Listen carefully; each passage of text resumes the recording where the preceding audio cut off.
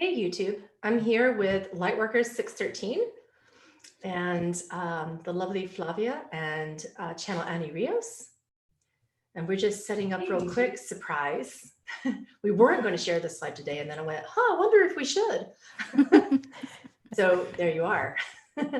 Yeah, why not? Yeah, right in time for the holidays. Annie's going to be channeling Yeshua and I'm going to be channeling Heylal. I haven't really decided if I'm going to be in trance yet, although I'm prepared for that. I also, just feasibly and practically speaking, my kids are home for the holidays. So sometimes trance doesn't work too well for that. Yeah. Yeah. But I have a lovely friend here listening who can likely keep that under control and touch. So I may try to trance just a little bit. What are you feeling? I was feeling the same thing. I feel like if it's supposed to happen, then we should, because I think it would be a lot of fun for people to watch. Not so much for us because we're not here. But maybe we should do like half and half, Half and half is good. What you want to start out in trance or start out clear conduit? I prefer start clear conduit because then I get so sleepy. Yeah, me too after that. And then I'm gonna have to take a nap. So all right, I guess that's what we'll do then. I'm just going to share the YouTube link on your Patreon post, so it's easier for people to find it if they don't like Zoom. Yeah, I get all those complaints. You guys don't like Zoom, so click on YouTube instead. Yeah.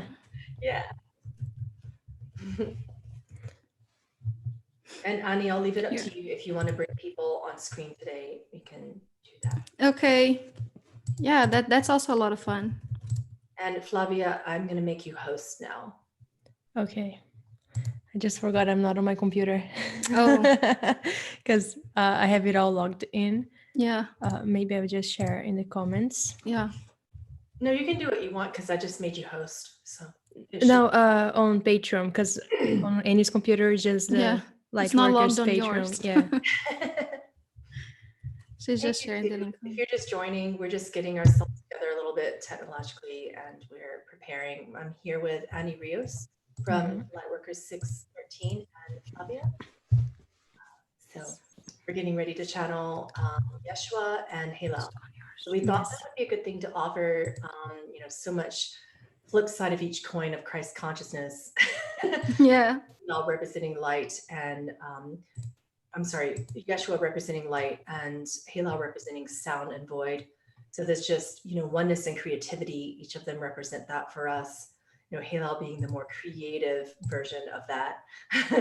And Yeshua being light and love and oneness teachings. And I just thought it would be interesting to ask a question and let each of them answer from the flip side of the same coin, because there's just so much to offer in duality and oneness and bridging the gap between. So that's why I decided to do this today. And of course, I invited the lovely Lightworkers613 because they're incredible channels and I just trust their message. So, yeah. Thank you. Always so much fun doing this with you. I think we are not sharing the screen. We are. Are we? Okay. Yes, we are. It's all good. Never mind. And for people who are watching on Zoom, we now have these settings on the Q&A that you can upvote the questions and you can see all of the questions. It's not like it was before. So if there's a question that you want to answer, you want to know the answer first, just upvote it and I'll be able to see it. Yeah, cool. Okay. So glad we have a Flavia. Yes, me too. It's gonna be on a t-shirt soon. Yeah.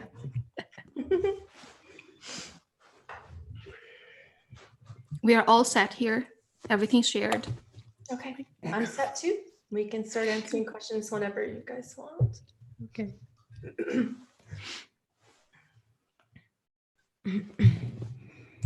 Let's see, we don't have any questions yet. So guys, if you have questions, you can put on the YouTube chat. And if I don't see right away, copy and paste it because it scrolls down really fast. And also if you're on Zoom, the Q&A, it's easier. So I'm gonna ask a question. Yes. Because I'm very curious. What does Heylal have to say about the holidays? You had to jump straight into that trigger zone with me, didn't you? Yep. Nice, your triggers. Yep. Okay, let me get out of myself. Actually, that wasn't myself, that was my ego.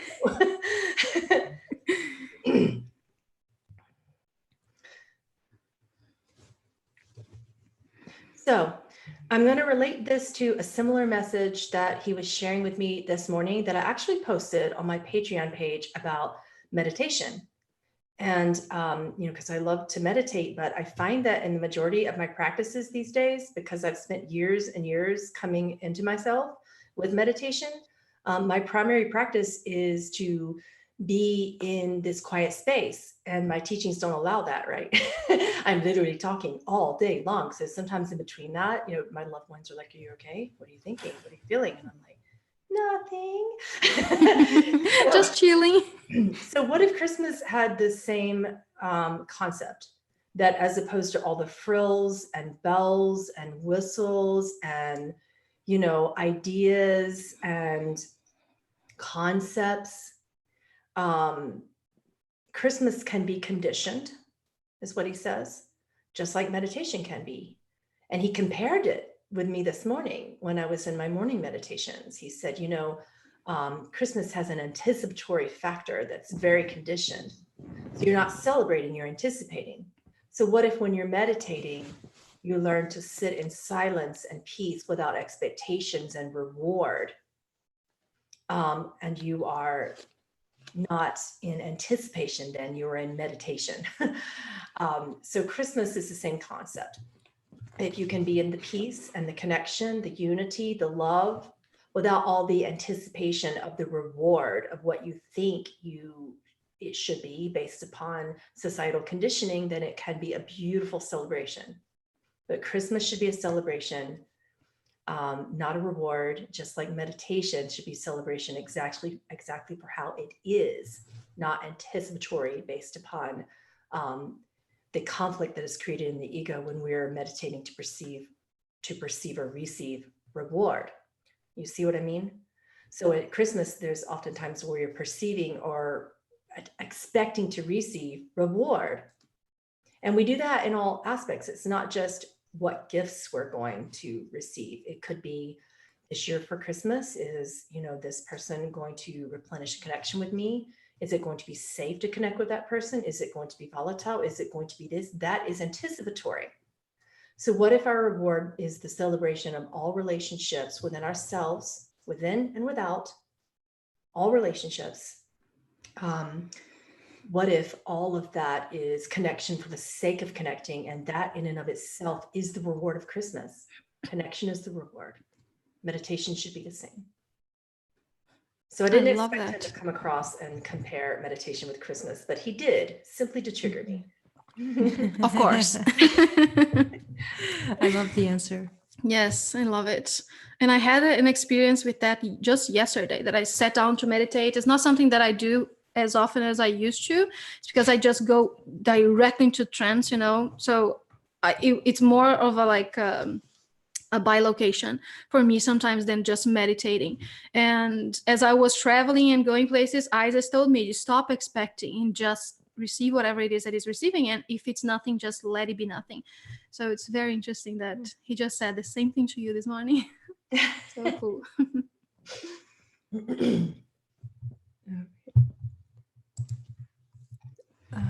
A question from Jay. What do they feel about speaking and chanting the names of God?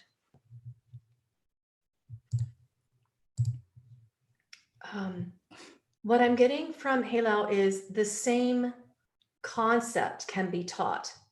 Are you chanting in order to perceive or receive based upon expectation? What are you anticipating? And that can be the same for any spiritual practice. He said that to me this morning, that if you are meditating for the sake of intention of opening chakras, then your meditation suddenly became Pavlovian, is what he said. And he said, you're not a puppy.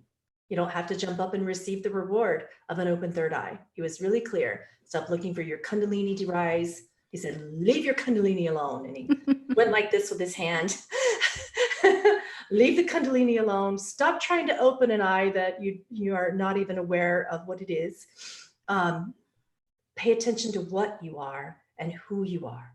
You won't know what all those things are or what you are until you begin to observe who you are. And then the observer becomes the observed. And then you know no difference between observer or observed. So in this case, all of the, as Lilith calls them, the bells and whistles of meditation are released. So this is just the same concept. You just understand that when you're chanting, you're doing so simply for the sake of the feeling, for the isness that occurs naturally. You're not being concerned about what you're going to receive or perceive. You're just doing it for the sake of the peace of doing it. Then, yes, chant the names of God and get out of your own way and be blessed by what comes, he states. And you will be blessed. Believe me, I've been chanting the names of God for years now. You will be blessed when you do it. But it won't be in ways that you can wrap a concept around. Yeah. Yeshua is saying that it is a great way to practice surrender, to chant the names of God, using it as a tool to bring you to that center of yourself and just be present instead of trying to make it into something else, to just be present with that. So that's you practicing surrender. And that's one of the things that he mastered, obviously, in his lifetime. So he's a very good one if you want to call him to help you, let's say, to lend you a hand on that. He's a very good guy to help you with that. Next question is from Gloria.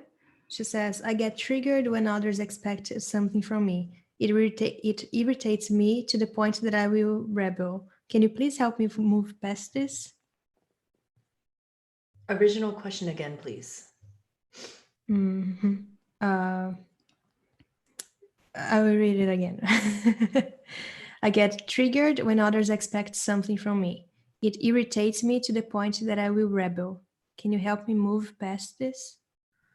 Heylal says, what I hear is I get triggered when I expect and believe that others expect something from me and I need to move past this. Can I give myself permission?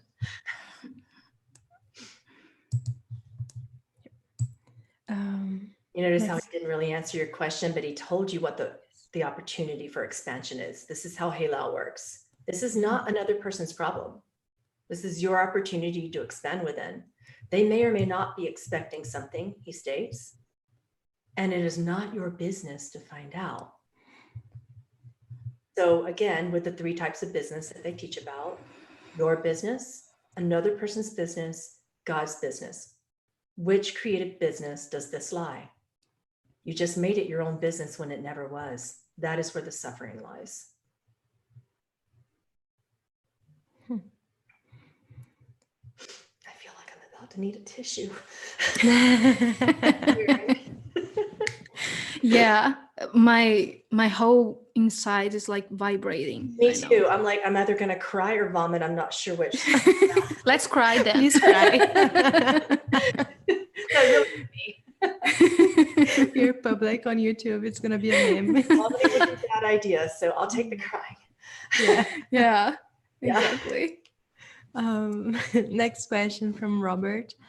How can we become more aware during the day when we are busy? How can we become more aware during the day when we are busy? Yeshua says that practicing your breath is the best way to do that. So even if you have to make an appointment to be aware of your breath, do that. Even if you have to put it in your schedule, 3 times a day, be aware of your breath. And then everything else just calms down and you find your center again. So you know that anything that you'll be creating with that, it's coming from that place. So you're not so all over the place. How can we be aware when we are so busy? That's the question, right? He says, I notice that you are aware that you are busy. Simply shift your awareness from the busyness. Breath does that. But being aware that you're distracted with much busyness is a great start. Hone your minds into silence. Train your minds with the breath. You know, I can't channel Heylal without Lilith just popping in and sharing Every her time. every time. And she said, okay, so you're too busy for God. I get that. How is that working for you? And then she referred back to Heylal, who then said, it is important to keep your minds unbusy. Are you afraid of the stillness that will occur? Are you afraid of what you will see, hear, fear, or ultimately know? I thought he was going to say see, hear, and feel, but he didn't. He said, are you afraid of what you're going to see, hear, and fear, and ultimately know? So whatever you're afraid of, you are busying yourselves with these thoughts in order to avoid that which you are. Stop avoiding. There is a balance, he states, between involvement of emotions to the extent that they then control you and you are taking yourself way too seriously in that busyness, and detachment from emotions, which means you are no longer creatively operating. Hence, why even have a body if that is the case? I'm going to stop there and share something that he shared with me this morning. As my ego was attempting to shame me for not meditating enough in the mornings. And he said, oh, you've formed a mighty practice with meditation, and now you meditate very much without meditation.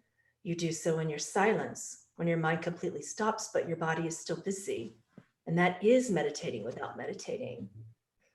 And we had this big discussion on meditation that ended up on Patreon. But it was really relevant to me in this specific question because it felt so good. It feels so good when people can ask me what I'm thinking and I can honestly say absolutely nothing. I am not thinking.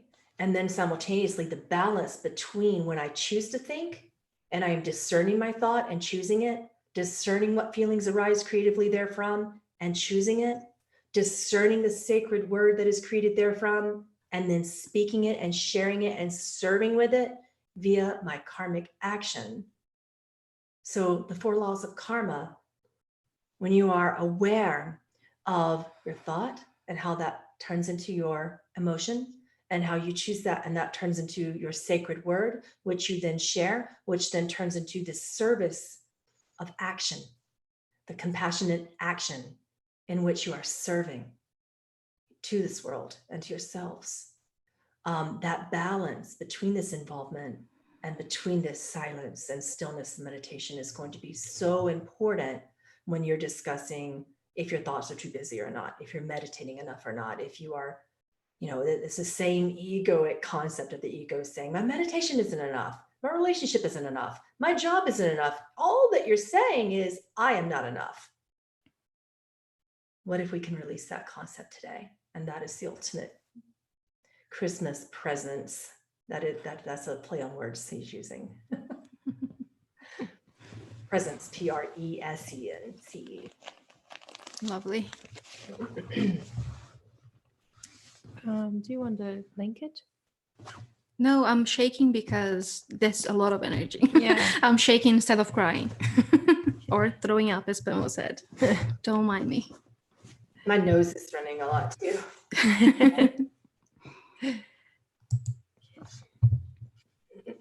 Next question from Elizabeth. Heylal, how do I write a letter to the universe?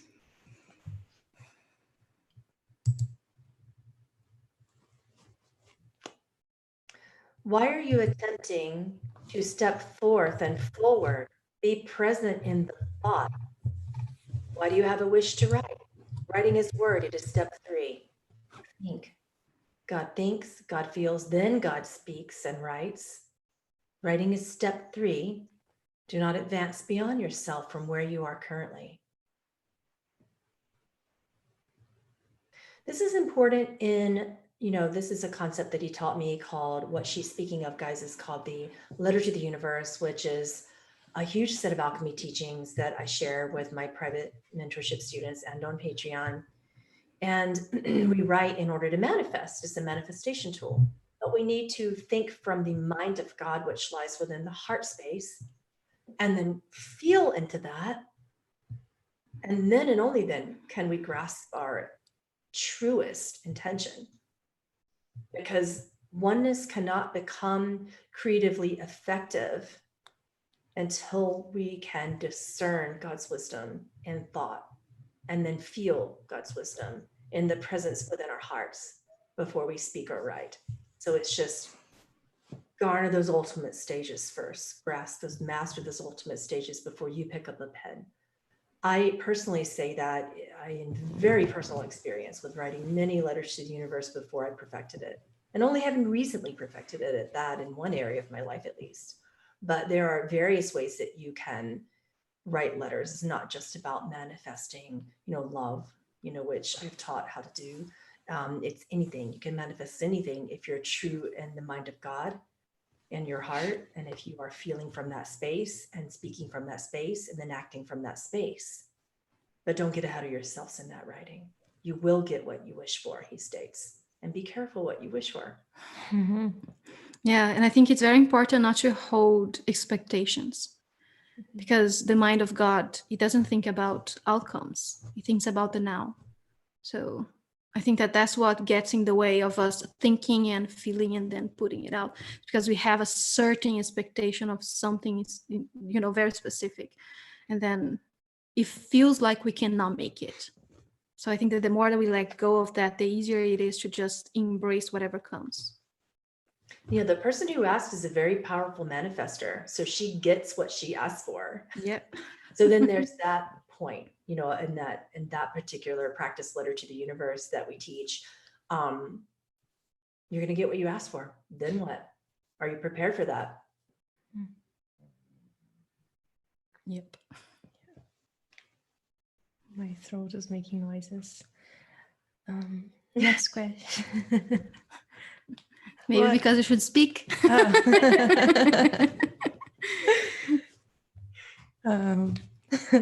Next question. If I didn't have so much makeup now, I would blush. Can you fall in love with the soul before actually having a relationship with them? How do you release the fear and judgment to that?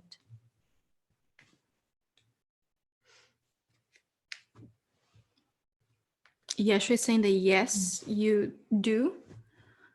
Not only can, but you do. Every encounter that you have, you are the architect of that encounter. As the God that you are and as the God that they are, it was an agreement. They don't like saying contract with me, because contract sounds so final. It's an agreement, because we are all creative and we all can change those agreements. He says that yes, you have those agreements with those so-called souls, as you mentioned, and it's always certain that one way or another you're going to meet them and you're going to create with them in unison as fractals of your own divinity, as being one another. And he's also mentioning that all relationships, they are there to help you see that that other person is no other at all. So they are helping you see that it's you in another body, but it's still you, and it's still God, and it's still within all of that. What was the actual question though? Because he asked that too. Yeah. Wow, I found it. Can you fall in love with the soul before actually having a relationship with them? The answer was yes for that. And how do you release the fear and judgment to that? Okay.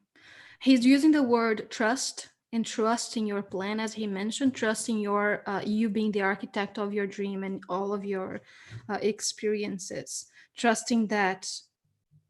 He said that he answered, but it was kind of cryptic, so he's expanding on it.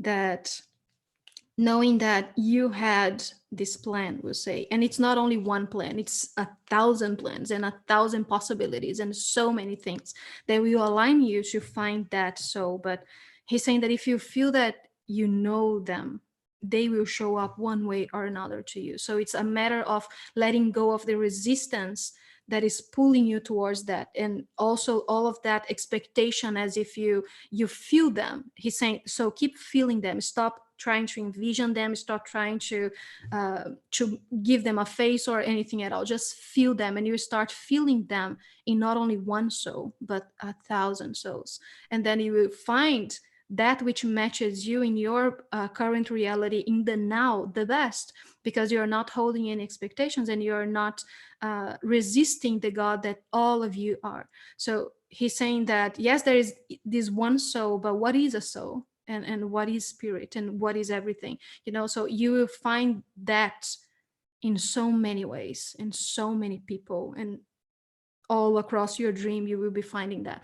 But the releasing the fear, that he's saying that the fear comes from that place that you envisioned something already and you want that specific thing. And of course that you can get that specific thing. It's not that you won't, but to release the fear, you need to surrender to the God that you are and the God that they are in all of your agreements within this creation, creative dream. I was trying to find the word. Yeah. Heylal says, you're afraid that you will get it and that you won't. You're afraid on both parts. So what if, going back to his teaching on involvement in emotions and fears for the sake of integration, so involvement versus detachment, which is what is primarily taught in Buddhism, you detach from it. Each can be helpful or harmful. Each of them. Even the oneness teachings. Surprise, too much detachment is not creatively helpful. You are not of service if you're completely detaching. So if you have something that you need to face and you're detaching and you're saying, I'm simply going to choose to feel good right now and only feel exactly what I think I should be feeling, you are telling God what God is telling you to feel. And you're in God's business way too much. So in that case, feel the emotion. Do not bypass the effect of the involvement in the emotion, but use your discernment with when to stop. The fear is owning you in this particular question. Too much involvement in it becomes more suffering. Too little involvement in it becomes more suffering. Balance yourselves and choose wisely. No, my nose is running too. Yeah. I've been having this feeling and this teaching come across my plate for a few days now in relation to, a friend of mine asked me, I got a private invite to join a shadow work community that was intentional and in person. And the first question was something like, do I commit to parts integration work? And Lilith was like, nope. And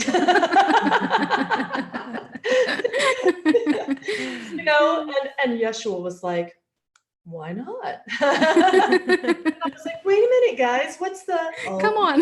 Me both. Okay, you're teaching me the fluidity of oneness and duality and how each of them are interacting symbiotically for creative choice. So oneness teachers, you're not wrong. Integration shadow work teachers, you're not wrong. Except when you say, this is the way and the only way, and you're asking me to commit to this one specific way, which by the way, was my trigger as a teacher. Do you commit to this one way? Which I will always say no to. Yes, same. Exactly. Yeah. In a way, I think that we are here for that balance, to find that balance with everything. So we are not leaning too much to one side or the other. It's like having a body and then you're not a body, but you're still in a body. So, it gets very confusing sometimes with all the terminologies and all the teaching. So I think that discernment is very good to having those specific moments in our lives. Yes. The next question is from Hyen.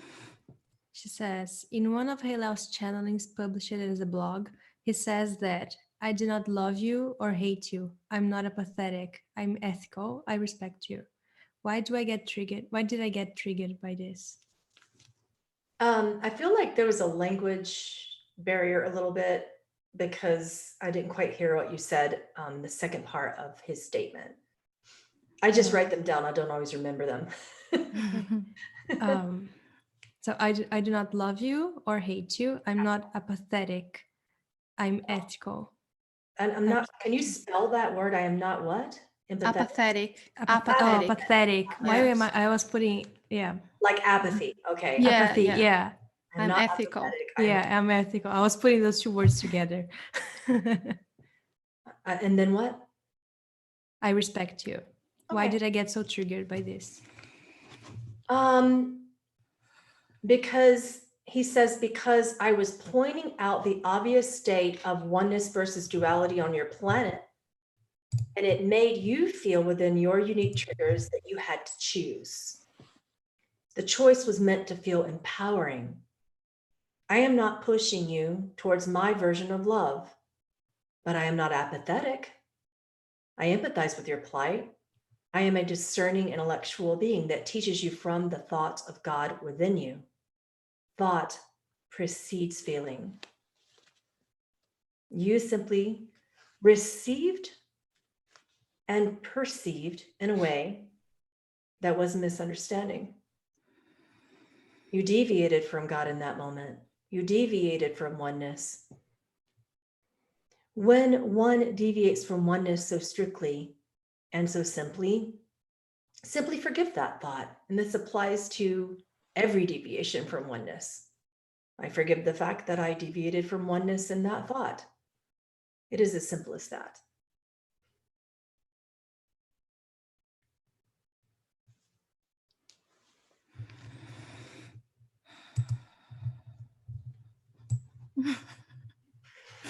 Fab is nodding. Yeah.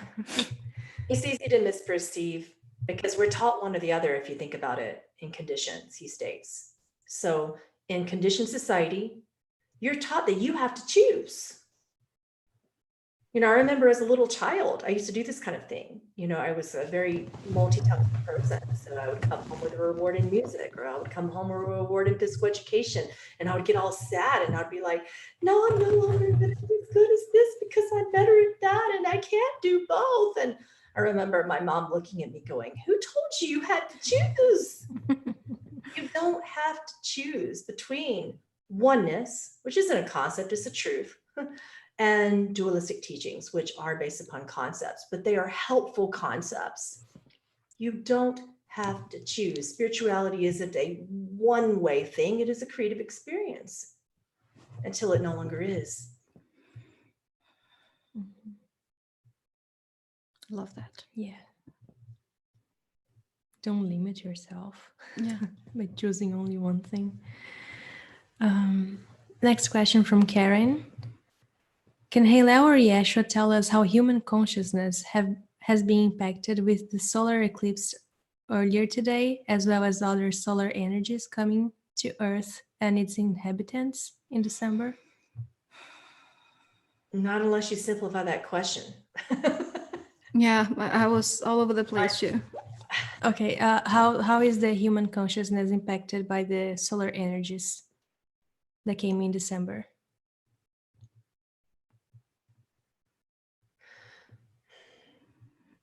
Heylal states this is a collective dreaming.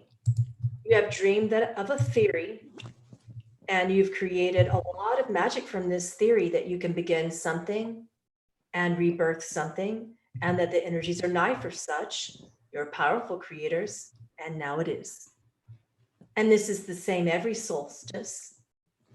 You perceive that you have grown stronger or weaker, that you're beginning, that you are ending, that you are expanding or collapsing into pain.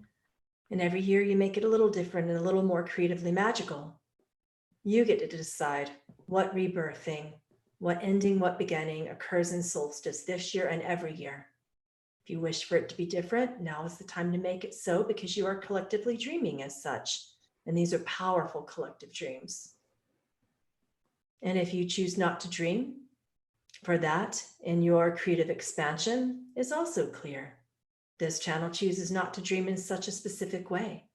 and is rarely affected by such collective dreamings.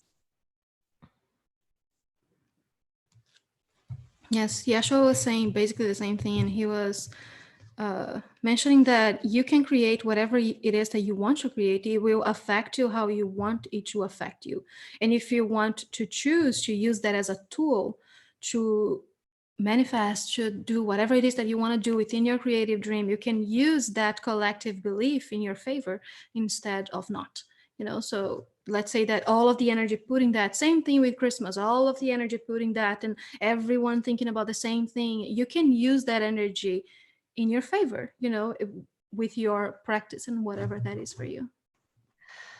Lilith Chap came in and chastised him a bit and said, again, you didn't answer the question, so I suppose I will be left to do it. She flipped her hand at him, and that's why I started laughing a little.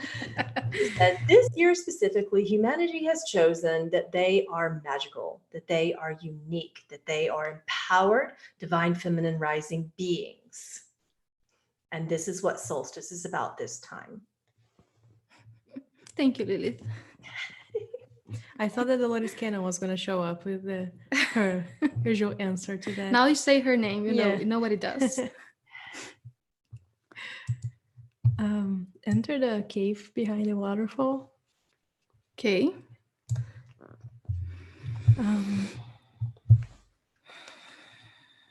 I do not know myself very well. I'm struggling through confusion and desire to integrate mind and heart. I'm at crossroads. Will appreciate any advice on how to best proceed so as to wake up more fully to oneness, and how to best use my remaining time. The practices, life work, guide I've been working with. Can we narrow down the question?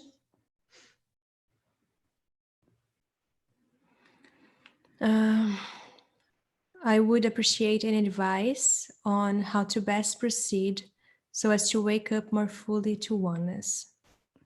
More fully to oneness. Okay. Mm-hmm. Heylal states, eliminate everything after your question. That is the beginning. If you wish to proceed more fully into oneness, you mustn't be afraid to be still within your thoughts, to be still in your body, to be still when God within you is saying, do not choose, to be unafraid of this uncertainty, for this is a time that is ripe for your sovereign choosing. And to be afraid when you are to face fears, and to be unafraid when you are meant to be brave. Each time you consider God's loving thought within you, you have literally blessed yourselves, and then you can extend into all infinite realms of creation. Take your fears, for instance. What is the opposite of them?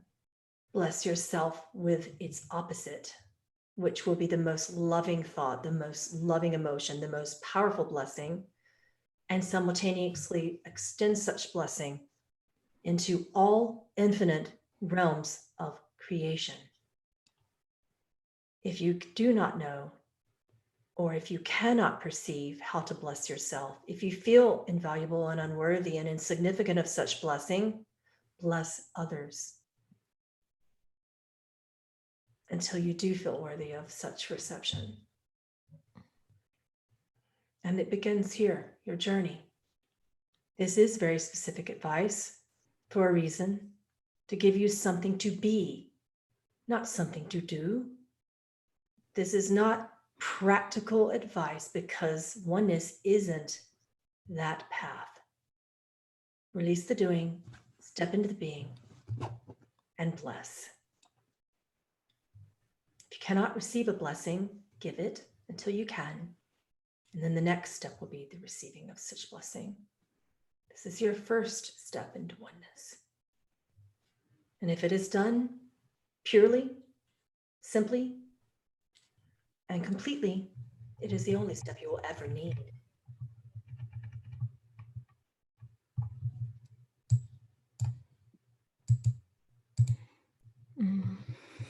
Jimena asks, regarding the previous topic of detachment, it is easy for me to detach if I don't want to suffer, but sometimes I feel like I don't take any risks.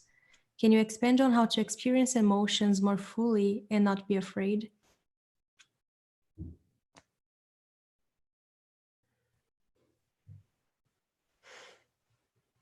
He says, that is aside from the point. You will be afraid. And when you face it, you will understand that you created the fear as an opportunity to expand more deeply into oneness. Why are you avoiding the way that God wishes to create within you? If God wishes to create the fear, turn over the fear. Face it. If it is a prickly dress, put it on and do not be afraid of its discomfort. Lilith showed me like a prickly pear cactus dress and she's walking down. Do you see it? She's walking down the runway. Yep. Like she's in a runway. Like on this. I knew you would get that vision. She does that.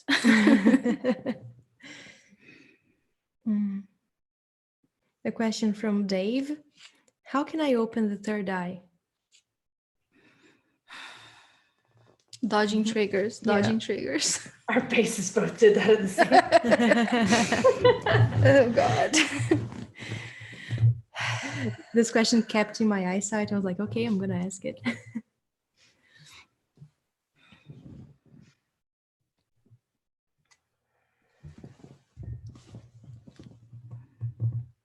I'm still breathing through the trigger. Same, drinking some water. Give it a minute.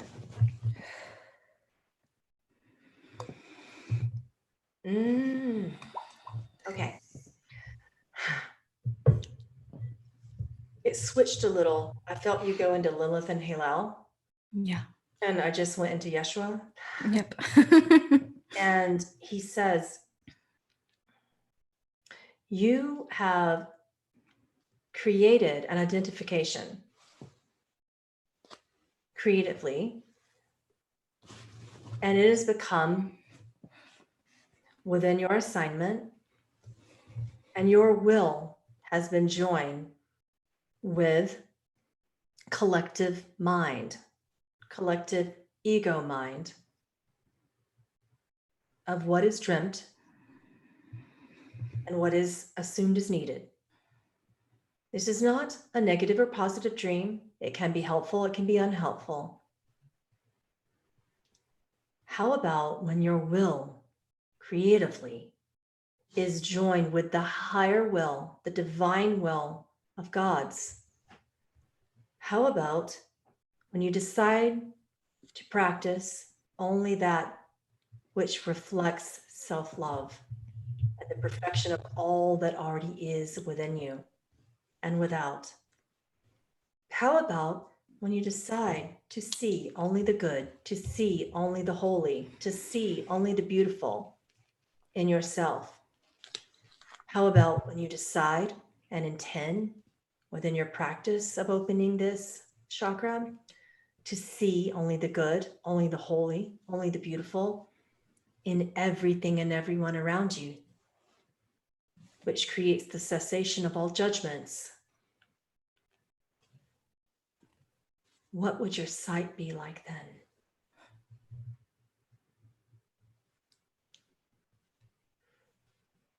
It switched back to Heylal for a second to me, and he said, Yeshua has given you finally concrete plans to open your third eye in the true divine meaning of such. Please honor this practice.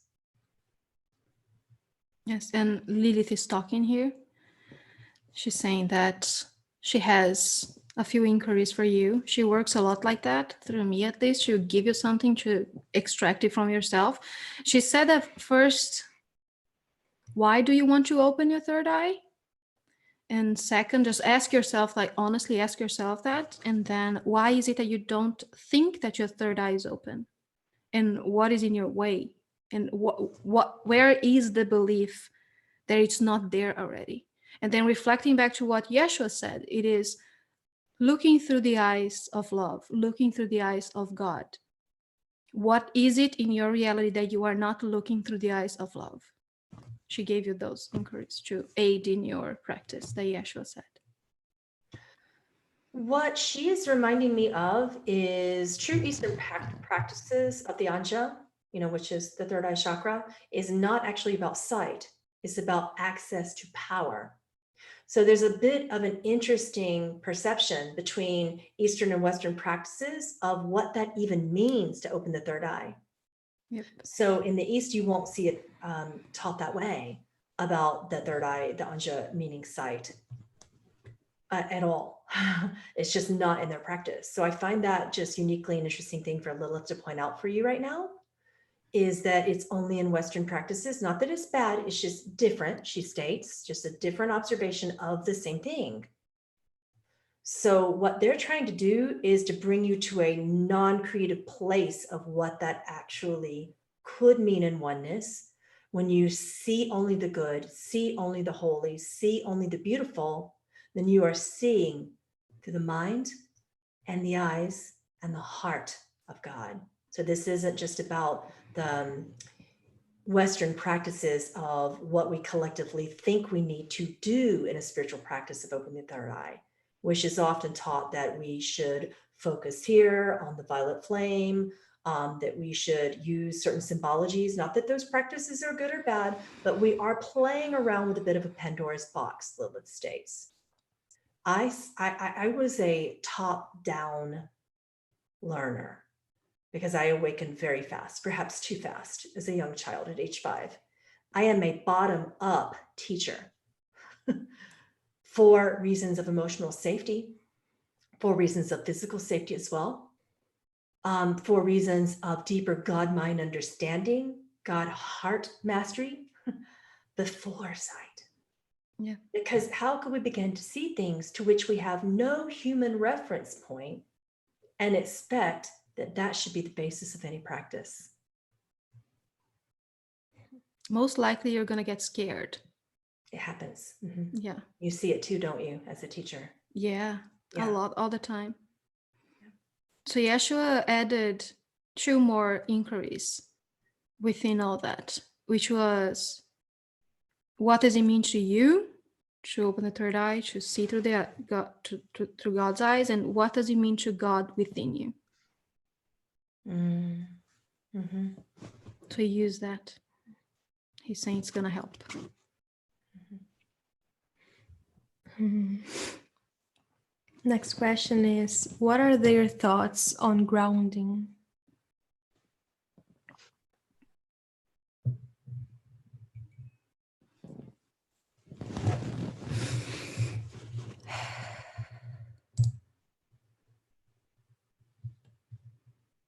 So many thoughts, right? Yeah, I'm like, which one? Yeah, where is it coming from?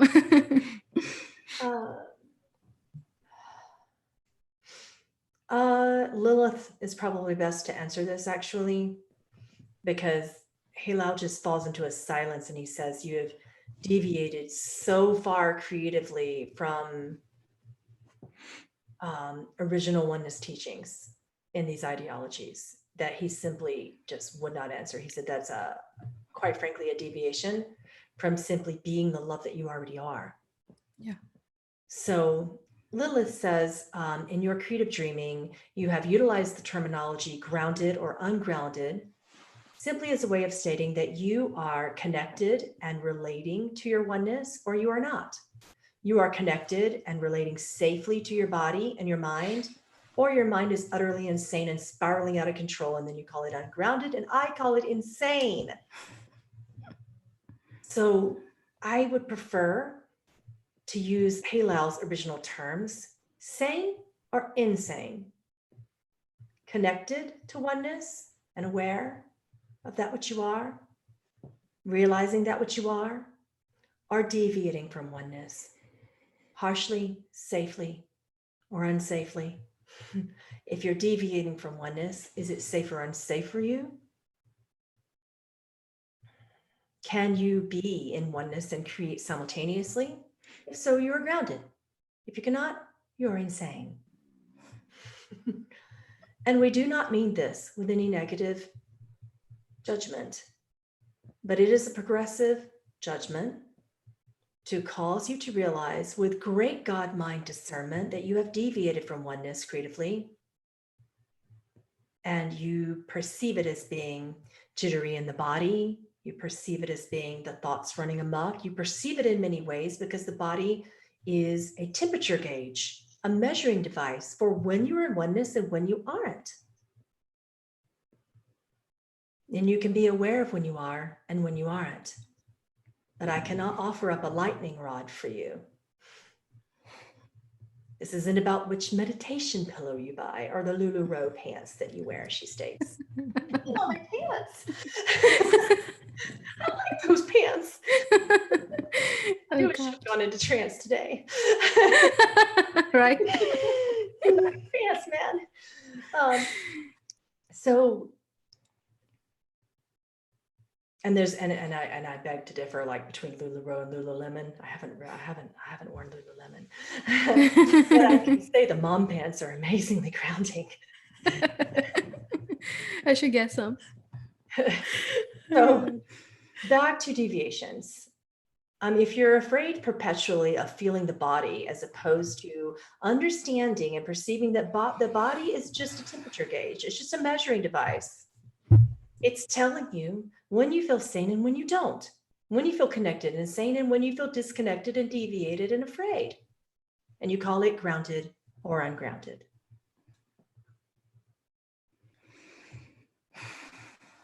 Yeshua is saying that he will offer a different perspective that can help us in all stages of awareness to reprogram that thought. He's saying that grounding can be seen as a way to honor your body and honor your physicality and honor your expression as the divine in this body that you are right now. So if you change that perspective, he's showing like this with his hands. If you decide looking at it through the eyes of God again and see as if this is another tool that you can use to honor your body and honor your physicality, honor your expression right now, then do so. Don't use it as a tool to bring more separation, to he's telling me to explain with my own words, to generate that other thought that I am grounded or ungrounded, or, that difference and all of that. He's saying that use that as a means to understand that you are always grounded, you are always God, and there's nothing that separates you ever besides your awareness and where you place yourself in your own scale. There is no God scale, there's yours. So where do you see yourself in that? When will you give up the scale and you see and understand and embrace everything that you fully are as the God that you are, as the love that you are at all times? So if you want to use it as a tool to honor your body and honor everything that he has to give to you, and he's saying, as Heylal pointed out, or Lilith, it's a compass, it's guiding you. Mm-hmm. But where do you want to point that to? Right. So it's a choice. It is. As oftentimes when those of you who follow Annie's beautiful work on Patreon, when she's in trance, sometimes the being will come through and say the body is feeling tired. But you notice the being doesn't come through and say the body is ungrounded and now requires a 7-chakra practice of such. We must now place some patchouli on the toes and and claim our power and ground now in this specific fashion. They're not going to give you a blueprint to grounding, because it's like, what's the analogy she's giving me? She's showing me what she calls the divine blueprint. This is Lilith now, our matrix system of what our cellular nature is. Okay, it's already perfect. It's just that our thoughts begin to sway from the potential, the miracle of that perfection, Heylal states. And when our thoughts begin to do that, the body begins to say, uh-oh, you just deviated from that which you already are. Come back, come back. ET phone home. So we create these cute little tools and devices, Heylal states, in order to really bring us back to the divine remembrance of that blueprint that Annie so clearly and purely described to you. Okay? And we call it these things. Okay, we call it grounded, we call it this, we call it that. But you'll notice that when she and I are both trancing, that the beings won't come through and say, you're grounded. Ooh, you're ungrounded. Ooh, you better go ground now. Oh, no. Yeah. No, we need to do our cleansing and protection process now. The beings simply just, you're tired, you're hungry, you're sleepy. But they don't use these terms that we use for a reason. They're guiding us through to what the body is physiologically telling us. So then you'll notice each of us say, when we're each in trance, we will say, the body is tired, the body is hungry, the body needs rest, the body, things like that. Yeah. Because the body is the tool to bring us into the remembrance of spirit. So we just honor the body. So my thoughts to you from Lilith and Heylal that they've taught me for several generations now, like just 2 decades of grounding advice now. And you know what it is? I'll give you the hardest one. Put your feet in the dirt. Yeah.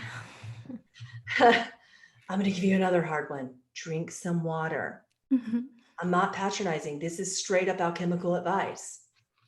Out of all the mystery school teachings, out of all the things that I've learned as an alchemist and shaman and healer and channel on this planet, this is what works most. Eat pure grounding foods.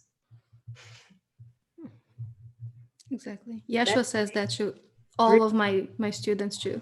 Yes, drink water and put your feet in the earth. It's so simple, actually, Yeah. and we try to complicate it.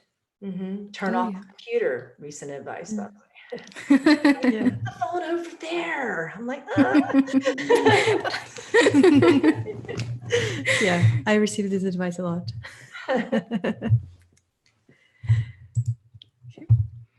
Next question is from Heather. How should we understand the idea that we create our own reality? How can we be surprised?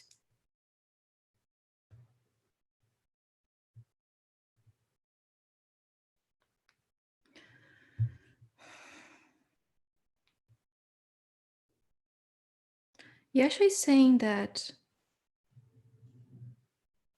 it's really difficult to understand with the human mind, even when you are playing your insane games.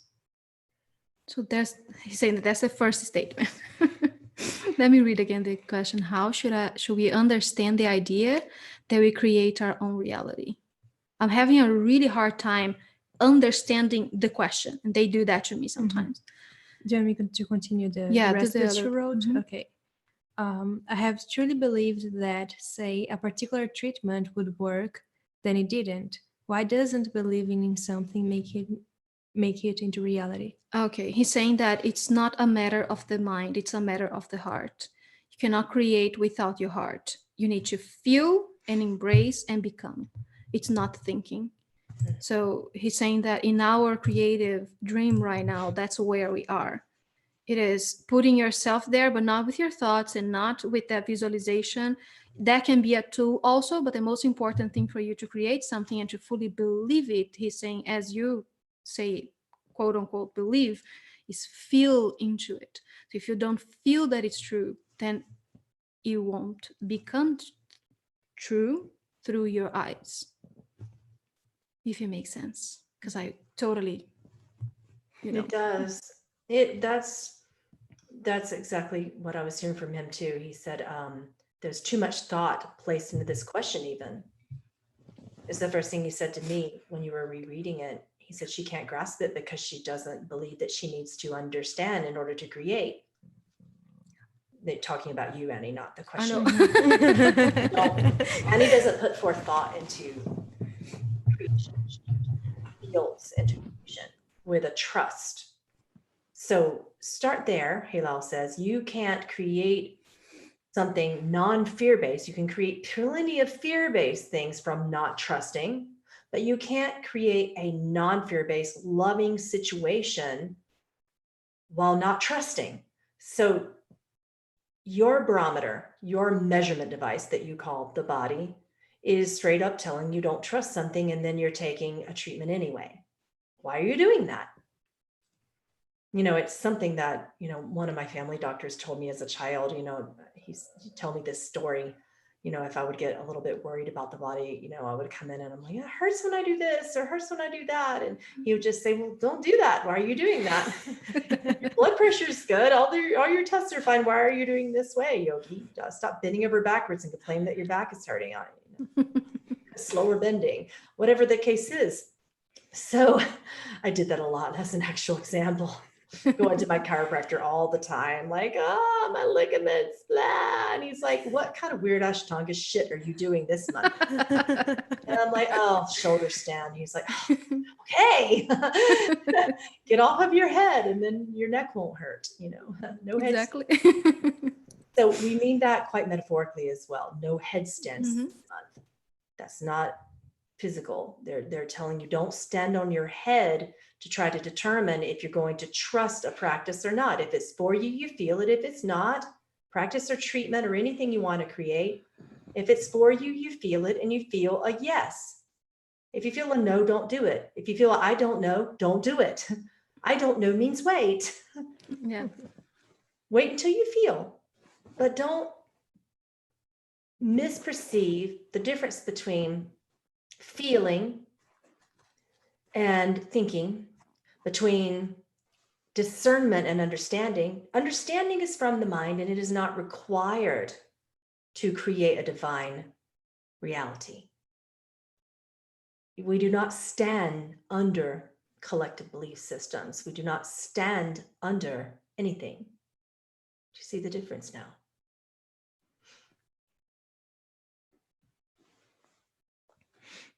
Next question.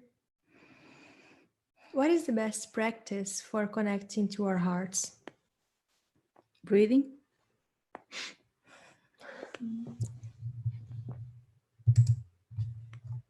Heylal states, first, you must get the head out of the way. Clear the mind. Breath is the tool that does this. Breath clears the mind. Breath purifies the body. Everything is physiologically and emotionally back on track for you to even begin to creatively utilize your senses and form. You must do these two things. From that point on, you will say to me, but I cannot. If you cannot, forgive that which you cannot. Forgiveness is the practice. When you simply cannot get out of the way, when you simply cannot cease the judgments and attachments, forgive that which you cannot.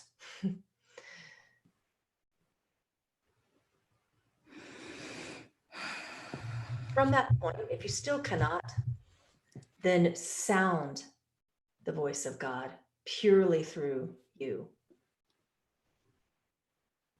You will not perceive God without feeling God. You will not receive God without knowing God. You will not know God without feeling God. And you will do neither if you continue to think for yourselves. We do not mean to creatively diminish the power of the tool of the ego.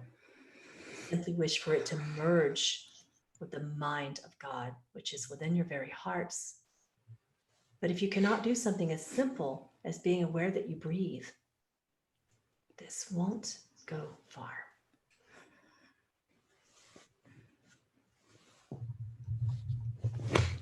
Next question. I'm sorry. I'm going to let you guys proceed if you want, but I just need a little bit of a break. Yeah, I need to pee too. Okay. I need a bio break. Okay. We'll be right back. Okay.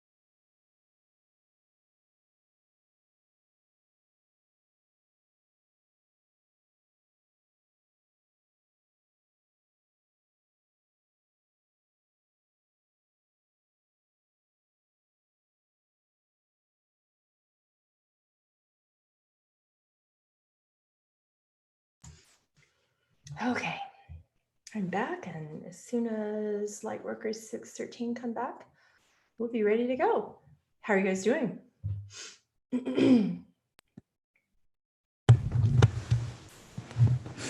Hi, Beck. Hi. How are you doing? Oh, so much better. Yeah. Okay, Yeah. How are you doing? fine too. I was shaking like crazy, but now I'm feeling a little better too.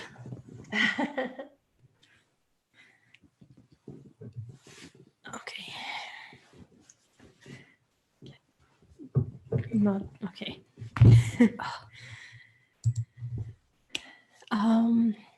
Just so I know, kind of how much more, how Much longer? yeah, how much longer do you want to go?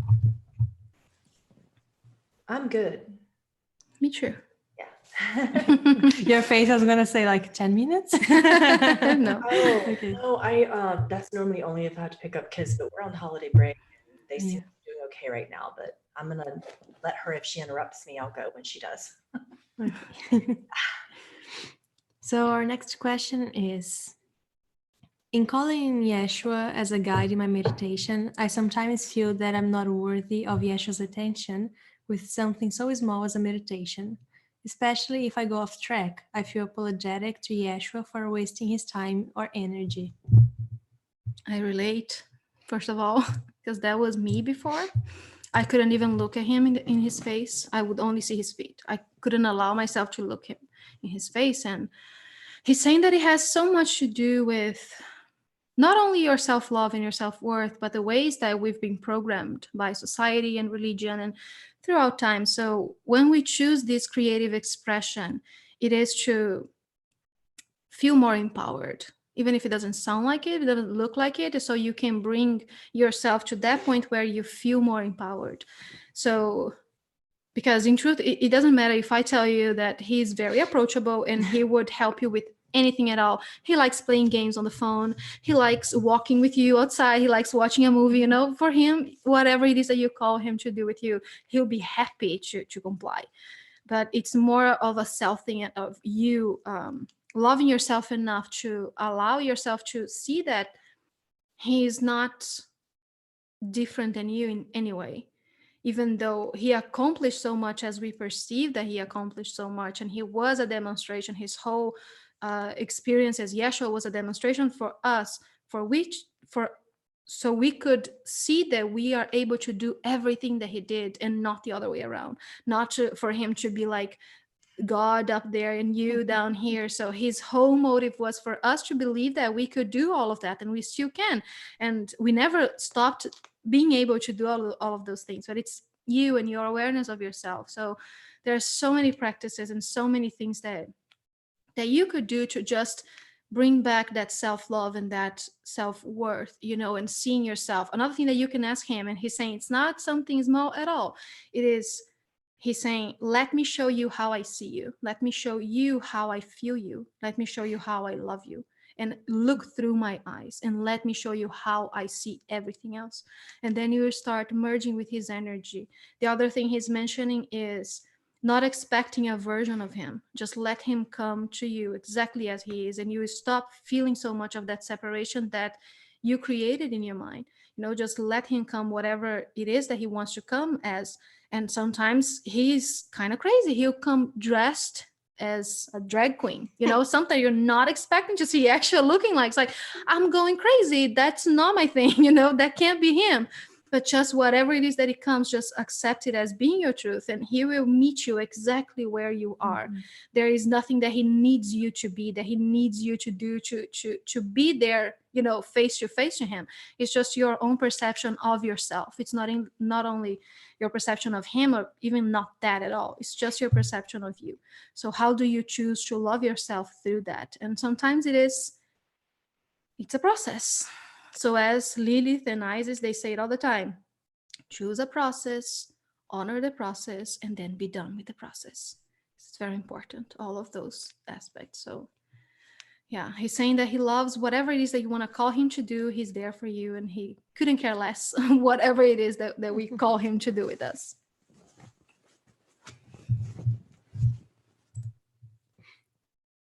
The next question is, do we have free will? That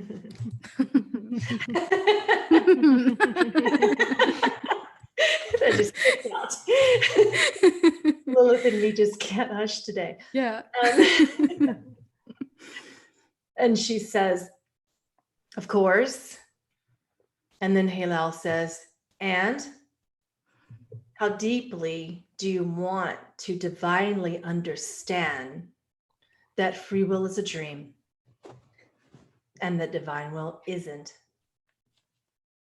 And you are lending so much effect to that which you believe would be your free will. And you have mistaken and misperceived free will with divine sovereignty, which is a tragedy. Divine will is your sovereignty. And the God mind within you always knows your highest and best, as you put it. Not from your human mind, not from the body, not from your science and evidential discoveries, not from your medicinal evidential discoveries. You are beyond such form, and you create powerfully and effectively within it. Free will is the servant to divine will.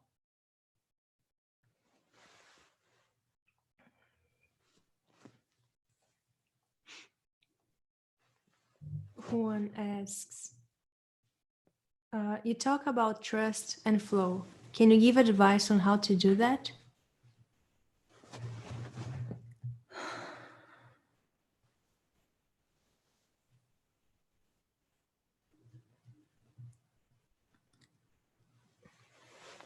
Yeshua is saying, what if you decide being that instead of trying to do that?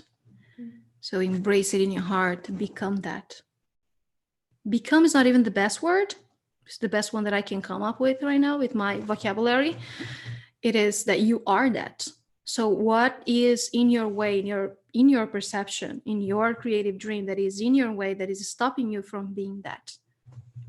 Where is your resistance? Pamela has a freaking awesome resistance process. I think I did that one. I don't remember, but it was awesome. Yeah, we all begrudgingly did. We were resistant to my resistance process. So Lilith says, in relation to your question about how to trust and flow more effectively, she goes, I have a meme for that. Oh my God. And Heylal says, I have a practice for that. But she wants you to create into a meme because she believes in this quote so strongly that it should be one. Someone please do it. So she said, here is the affirmation for your practice. I join the will of my mind with that of my Creator. I join the will of my mind with God's, and I decide to create only that which is good, sacred, and beautiful. She's saying it here, in other words, AKA sanity.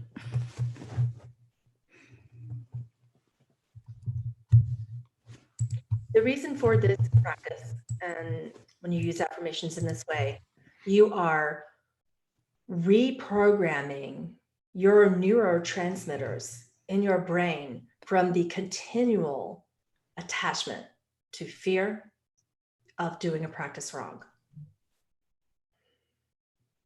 So when you say these affirmations that relate to joining your divine will with the Creator, you automatically trust and you automatically flow. You automatically are these things that you think you have to do.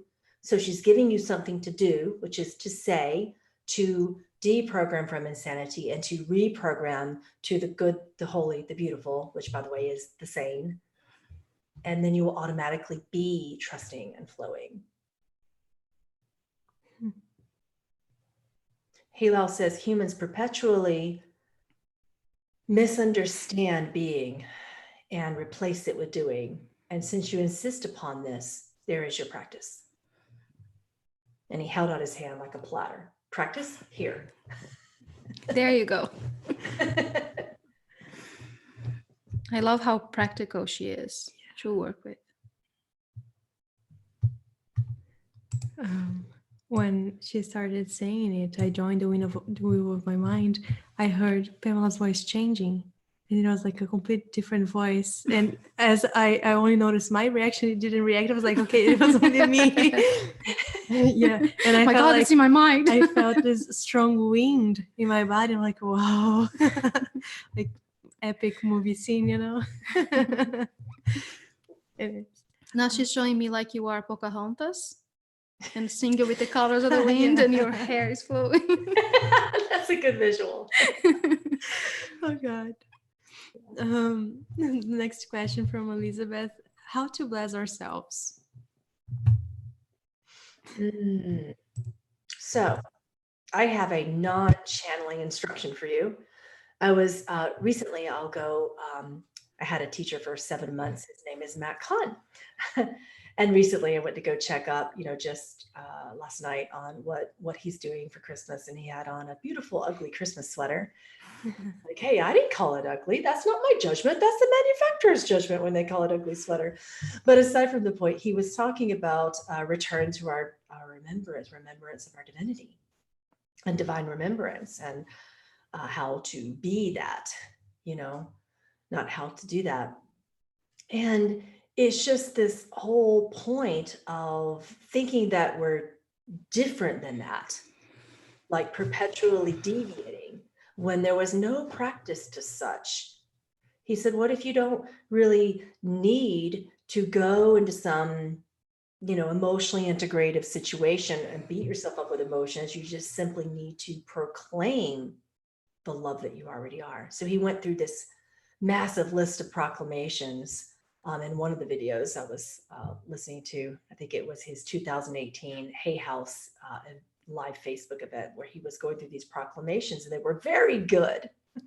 And this is when Lilith and Heylal came out and said, okay, these humans want to do something. This is a way to affirm something, to get back to the remembrance of your divinity, these affirmations. So what if we did not need to perpetually understand the mind, to understand beliefs, to understand where beliefs come from, to delve into every single integrative memory in order to remember the power and the love and the purity and the divine perfection of that which we already are? It is so freeing to do that, to stop trying to understand everything, to try to give a meaning to everything and just let it come, and then you just be. Gladys is saying that we have the Yeshua voice. Is it the audio is distorted? Is it just for her? Anyone else having issues? Testing. Heylal, Lilith, Yeshua. For us, it sounds normal. Yeah. Maybe try just refreshing the page. I think we would have It's a lot fine. more people complaining if it was, because everyone's saying that it's normal. Yeah. We're not having a distortion. Yeah. So I think Good. probably just on that. Just refresh your browser. Normal. Mm-hmm. Okay. The next question from Marisol. What does seeing sacred geometry mean? I saw some last night in my third eye, lucid dreaming. It was beautiful. It was a gold star, Star of David.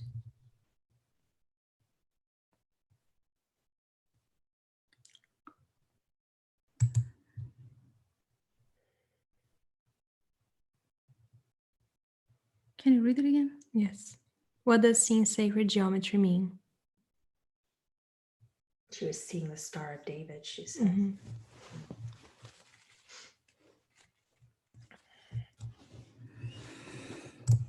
There are so many individual and creatively collected meanings to sacred geometry. Please know that within its purity and utilized sanely, practically, and with love, that it is powerful.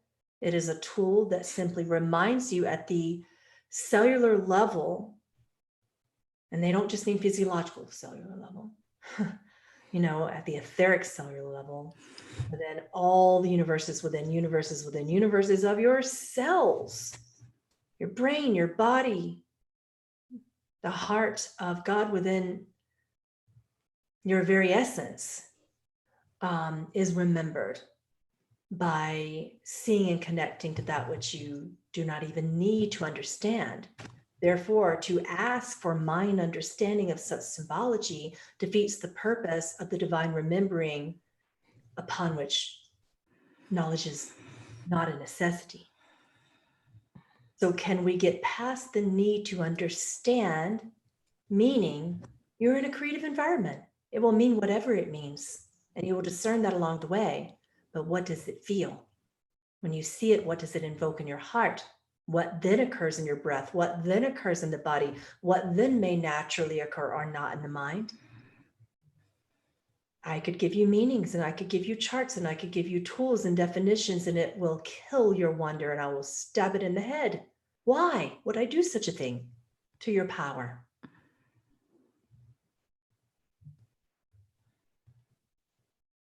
Exactly. Yeshua was reminding me of something that the Leo and Felines, some of them, they came for a channeling this month with us. And they were talking about how we created such things as gods to remind us, to awaken the awareness of God within. So we created all of those tools, crystals, sacred geometry, whatever it is, all branches of yoga. And we keep creating and we keep bringing all of those things to just simply remind us of that thing that we are. And Yeshua is saying it's not on your head. I can guarantee you it's not in your mind. It's not something you will comprehend with your head first. You will give it a meaning maybe later, or you will just accept it as it is, as it feels. So just bring your heart into it, and just, if you want, he's saying, if that's something that allows you to create and allows you to feel creative, most importantly, write it down how it feels, not how you see it, not how you think about it, but write it down how it feels. So then you will have something more concrete to work with, if that's what you're willing to create right now in your expression. But if not, just feel into it and just allow it to be what it is, because it's perfect. It's just something that you created for yourself, so you could awaken that. And sometimes it is curiosity. So as Heylal said, why would I kill your curiosity? It's feeding you, it's feeding your creativity. So just work with that. Yeah. No wonder it's so powerful. I have so many classes on this, and I think Annie does too. We're both very attracted to sacred geometry for protections and various blessings and energy techniques, and we do teach you those things in both of our classes and in our channelings. However, I find it really, really relevant to know that that meaning does come at some point, but my gosh, how many times have I taught you a sacred symbol? Have some of them behind me, some of my favorite ones there. I love the star tetrahedron, for interest. It's one of my favorites. But when I've worked with students around the world for the past 20 years with the star tetrahedron, do you know how many different meanings I've gotten? Some of them are like, it definitely opens my third eye. You should create a class out of it. And I'm like, yeah, I did.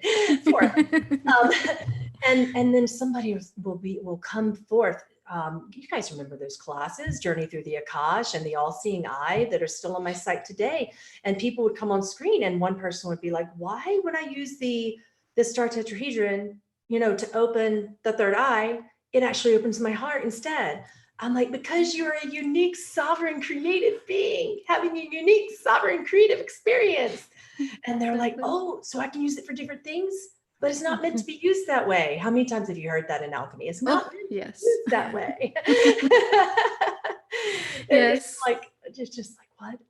Yeah, it's something that I'm always conscious of. It's like, I don't want to tell you something and then you think that you need to do it exactly as I'm telling you to do, because it's so personal. Mm-hmm. And for us, it's something that Flavia does way more than I do. Like, she did that painting here as a blessing, so not often it comes with a meaning. It's just, how does it make you feel, and then share that. So maybe that's all there is to it. Maybe we don't need to create a meaning for all of those things, and just let it have a meaning for us if it does, and if it doesn't, just let it go. Yeah, we have creatively and individually just collectively and individually rather, created so much meaning. And not that they're good or bad, they're helpful. You know, but we can make them unhelpful at times as well. So I find that we have these, geometry has to do with sacred math, which comes from sound. And music is all about math. I really hate to admit that, by the way. I was, when you guys first started listening to my channelings, and when Tessa would come through, I was like, oh, an equation. Oh, I'm not going to repeat that because I don't understand it. And now I'm just babbling them, right? And my music got better the more I could understand math. I remember the day when I was, you know, like 10 years old or so, and it was my birthday, and I had just failed a math test. And my dad was like, one day something's going to come on in your head and a light bulb is going to flash and you're going to say, oh, I understand math. And I'm like, damn, how old will I be? Like 80? But the more I understood music in my heart, not in my mind, the more I would understand math in my heart, not my mind. I still don't understand from my mind. Yeah. So with sacred geometry, I find that there are patterns in the DNA that I've been observing through Heylal and Yeshua and Lilith for, you know, in this lifetime, you know, 40 years, observing these patterns of sound.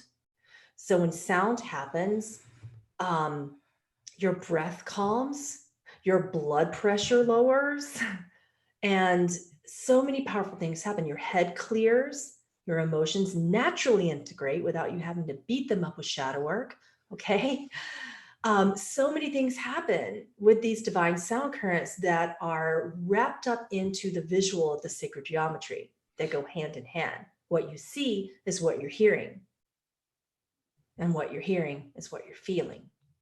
So that's why, you know, Ani teaches a lot. When you see these things, try to feel them, you know, and when I teach these things, I will say, try to hear it too. You know, what sound does it create within you? But sacred geometry reflects the divinity of math and how we're created at the level of divine sound current. And that is in your DNA. Yep. Yep. I say so many times that I hate math. And then whenever you see me drawing those things, I'm like measuring stuff and having counting perfectly, everything. Yeah. Like, okay. I kind of There's love no it. way. Yeah. You're not thinking about it. Yeah. I don't know. So fascinating to me, by the way, the whole thing. Next question is from Corey. She says, I keep reading information about timelines collapsing or merging together. Is this a man-made concept or something that is really happening in our dream?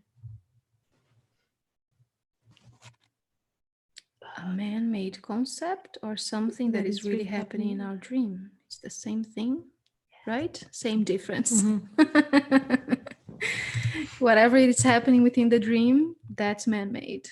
And it's okay. That's what Yeshua is saying. It's okay if you created it to be as such. You are very powerful beings and you create your reality with every feeling, every thought, every breath. What does it mean to you? I don't remember what the question was personally, but yeah.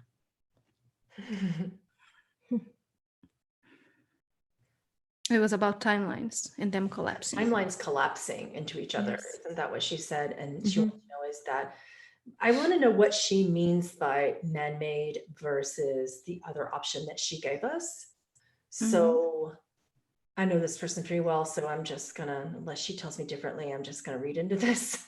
I think she means like real reality, you know, whatever, for whatever that means to her, versus man-made, like we just contrived that creatively. And time, by the way, is a man-made concept. So I think you have your answer. Yeah. Can it be effective? Yes. I mean, we are given time to consciously create and to expand within. And it is a powerful concept, man-made or not, and it is not to be creatively diminished by any means. I learned that a lot this year. Oh, yeah.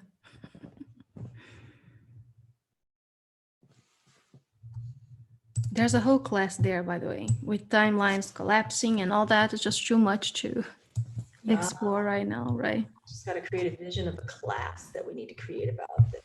Yeah, and Ra showed up Yep. We've done that before. Let's do it again. Oh, Yes. gosh. I felt this excitement. I was She's like, like, oh, we have yeah.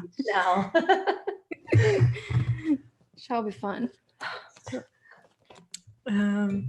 Next question is from G6.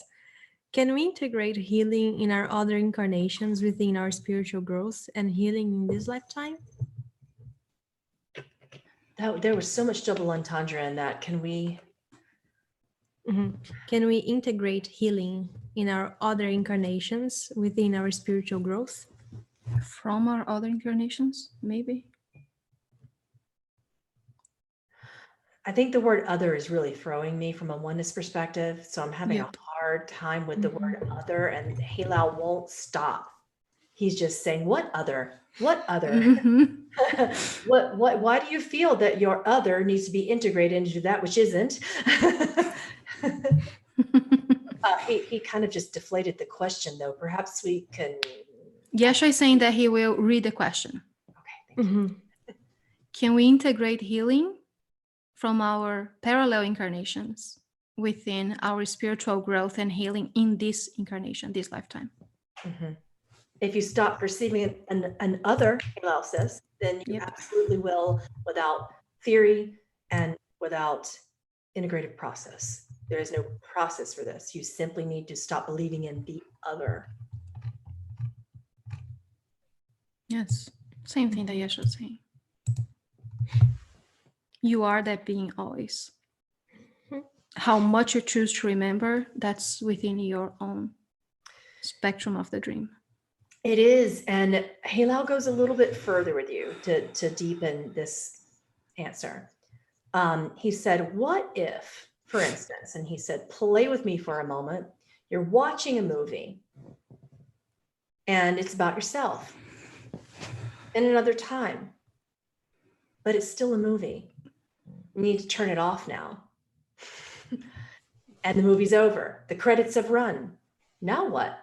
Are you going to still be thinking about the movie and taking the information from the movie, as beautiful of a movie as it was, into your life? Probably not. Probably not, because it's a movie. And your creative effect is powerfully and presently in this form, in this dream, in this time, right now. And it is the most mastered, the most powerful, this most present moment. And there is no other moment that is more powerful, or you would be there and you would be effectively shining the spotlight on that movie. So this is a movie, that is a movie, but what movie have you chosen to create from? It is this one. And it is obvious that you are most mastered now. If you believe otherwise, it is indeed an opportunity for greater expansion. But why take it from something of that which is past? There is only one true thing about the past, and that is that it is not here now.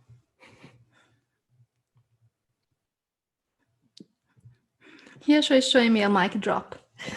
Tends to do that. The next question is for Yeshua. Can Yeshua tell us what is love to him?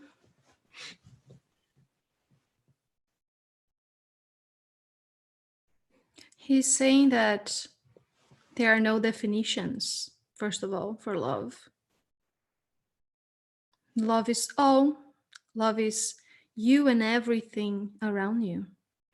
Love is in the easiness of the breath. It is in each and every movement, and all the stillness, and all the quietness, and all the sound and all the light. There is not one single thing that is not love. There are so many different names that you decided to call love. And those meanings matter not. Love is all and nothing at the same time. It is what you call sometimes God. It is within yourselves and between yourselves. There's absolutely nothing that is not love. And also, love is nothing at all. That's why I tell you there's no way to define love. In your creative expansions on earth, you give love a feeling. And that also is very particular to each and every one of you. I feel into every heart, through every soul. I see through every eye.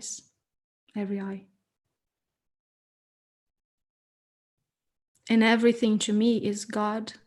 So everything to me is love. There's no other than. He's saying, I am deviating from the question. I'm sidetracking. He says, I do that. Sorry.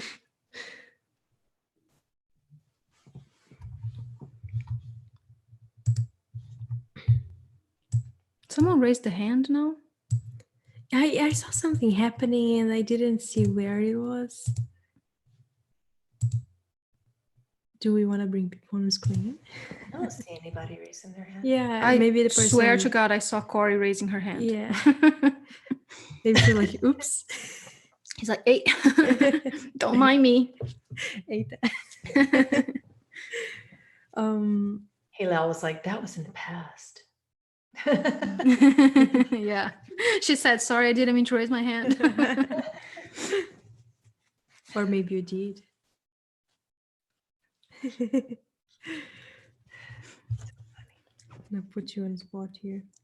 The next question is, I thought remembrance of truth of what I was, sorry, I'm gonna start again because, you know. I thought remembrance of the truth of what I was going to come from my mind, like a memory. Yesterday, I felt the remembrance, a feeling. Can you expand on that? Mm-hmm.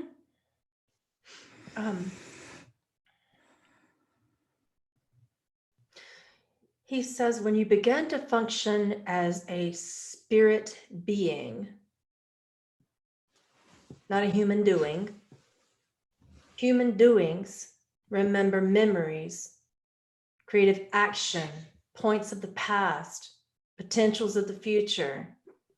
That is your doing state. That is a function of physiological memory. For a function of etheric memory, you begin to remember based upon the God mind. The God particle in the brain is activated thereby, even physiologically. And your scientists call this the Higgs boson or the God particle. And you begin to naturally, instinctively embrace all that comes to you in a pure, practical, simple reality that you have called to your mastery. And you remember that you are that. You do this as a creative challenge, perhaps, but always as an opportunity to expand your commitment to love and to creative service of love for yourself and others. And then you care not about remembrance. Because if you perceive the word truth as being a point of memory of the past and misperceive that as who you are, that is tragedy. You hold no memory of what you truly are from the physiological cellular nature. It is not possible. You cannot conceive of the purity and the power of that which you truly are.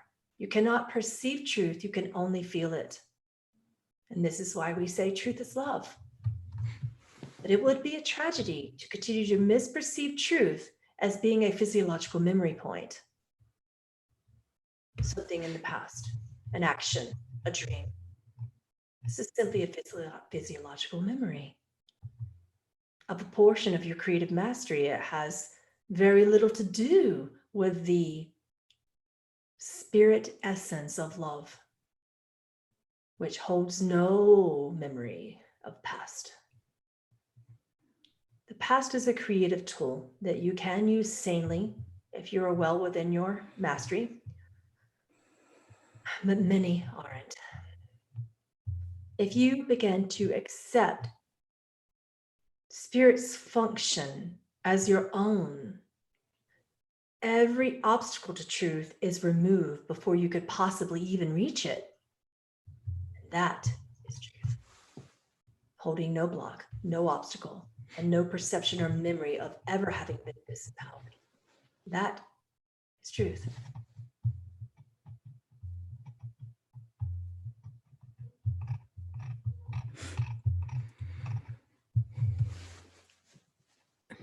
The next question. Is there a big void that we share with others? And why do we have a dark and white void?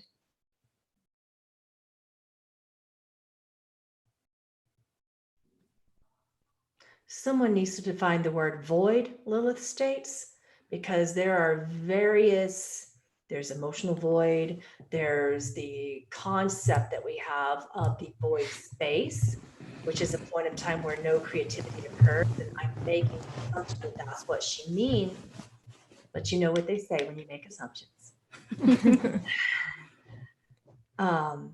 So she's asking, is there a big void space that we share with others? And I'm just, hopefully I got the right meaning here. Your void is yours and yours alone, and there is no other, Heylal states. You will not perceive another form inside of a void. If you do, you aren't there. The truth is, you won't perceive it all inside of a void. Senses won't operate. So how can there be a perception at all, much less an other? Therefore, how can you share with an alleged other when there is no other? He could go round and round with this theory. Yep. The next question. Another question about the past. Where was the location of Lemuria and Atlantis? What happened to those civilizations? We have a whole channel about that. I think it's in our YouTube. I don't know. You, right? Triggers? No, not here. Okay, so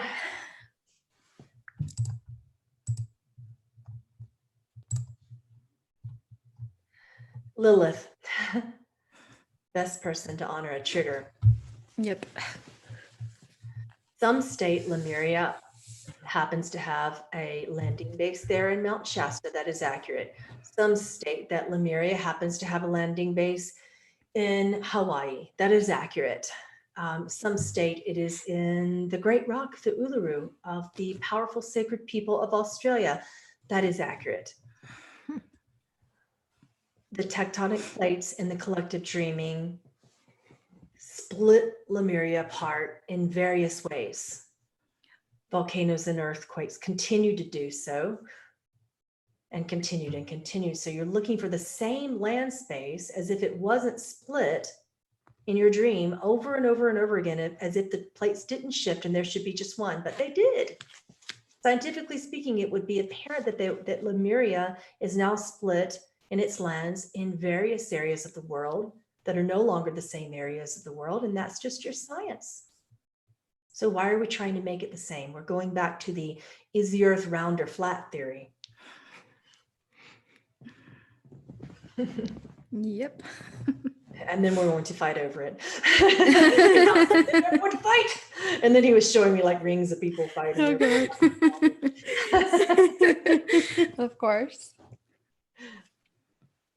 Yasha said, what if you decide, believing instead that Atlantis and Lemuria are you? Mm-hmm. All of that technology, all of that balance or so perceived ability, it's all in you. You encompass and you embrace all of that. That's you. So stop trying to look, he's saying, as humans do, we keep trying to look for proofs of divinity outside of us. And the more we do, the less we find, of course. You know what I'm seeing in my visions when you say that? What? I was seeing something that Heylal calls gene keys.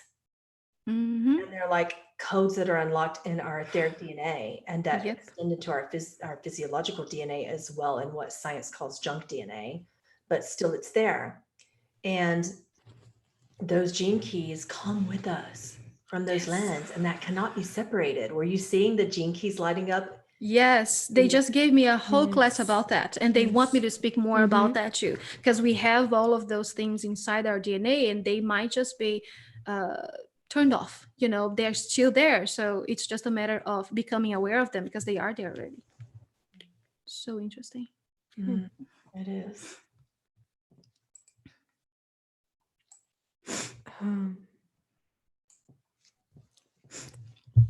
Let's continue with the triggers. Will Here we go. 2020 be the sorry, will 2020 be the time for twin flame reunion?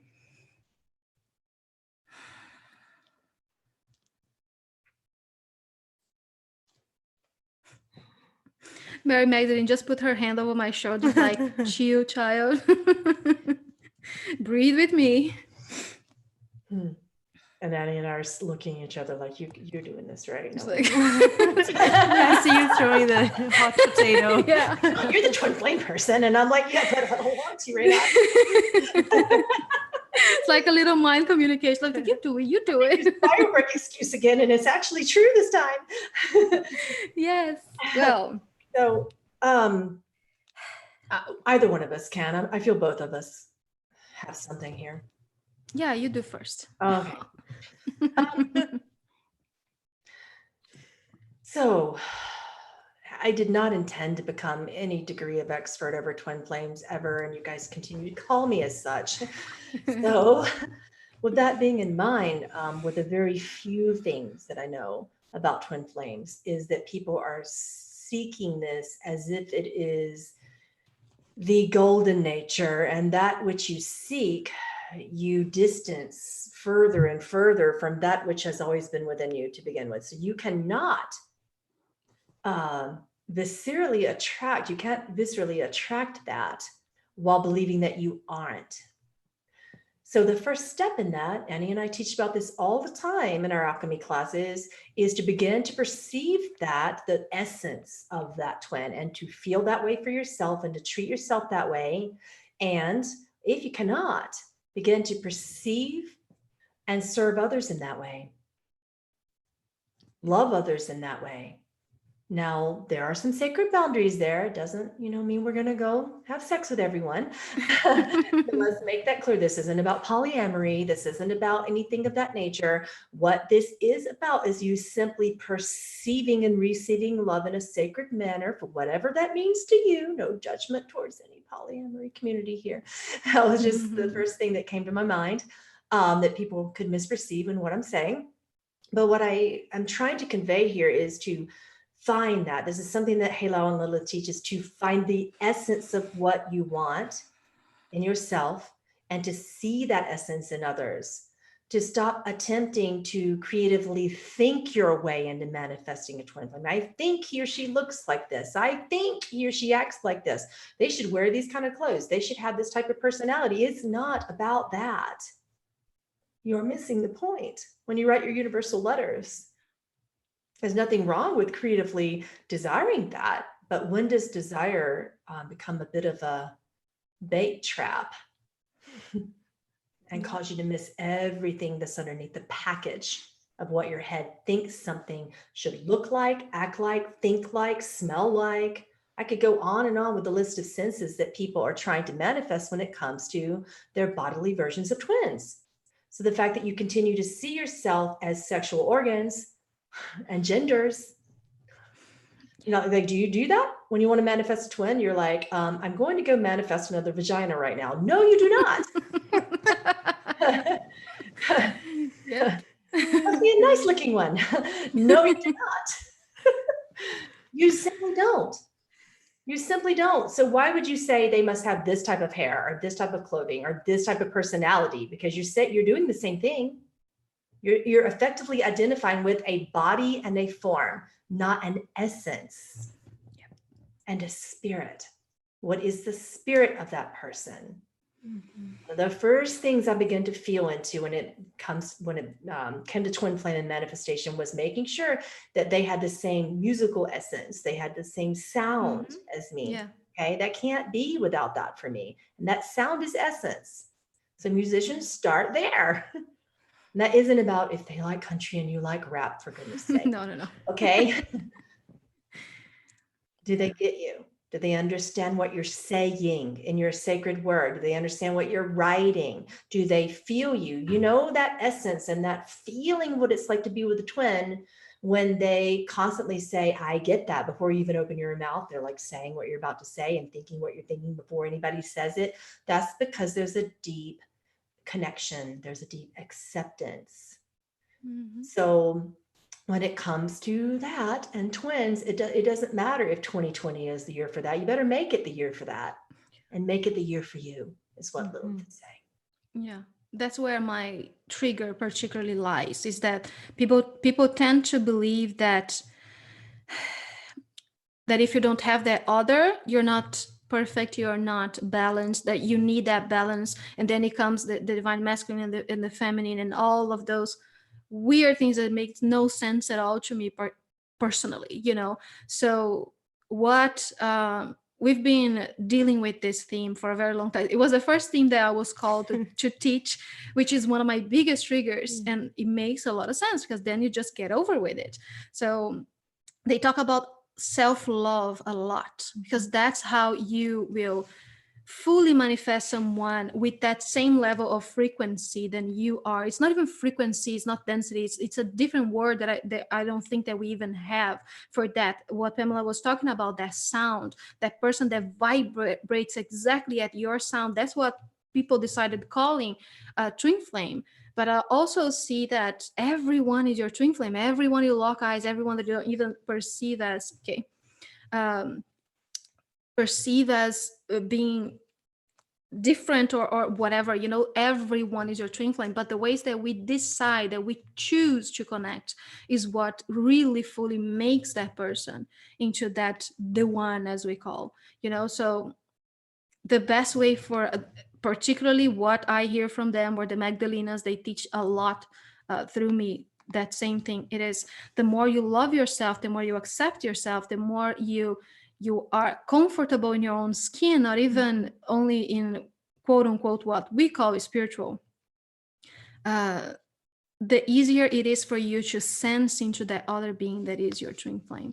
So you can make 2020 the year for that, but let's not label 2020 as that, because every time we label something, we limit it to that only.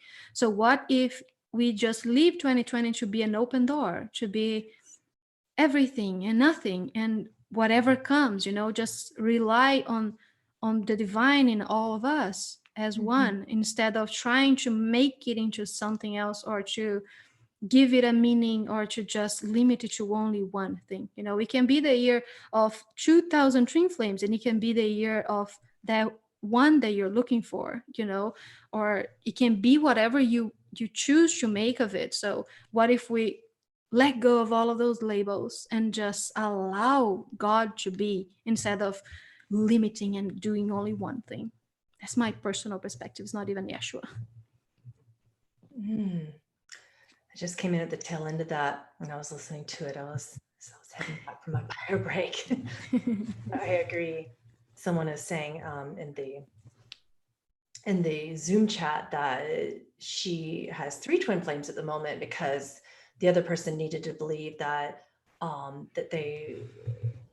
that she was their like physical completion in that sense.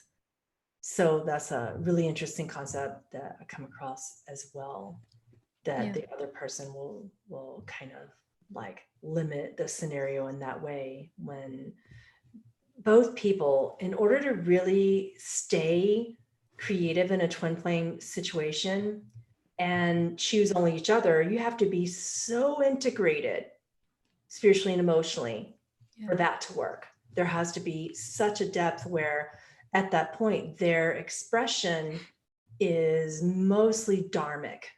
You know, you're gone into the innate laws of love and dharma, which is very different than karmic creativity, which is what the Yeah. majority of twin flame expression is about.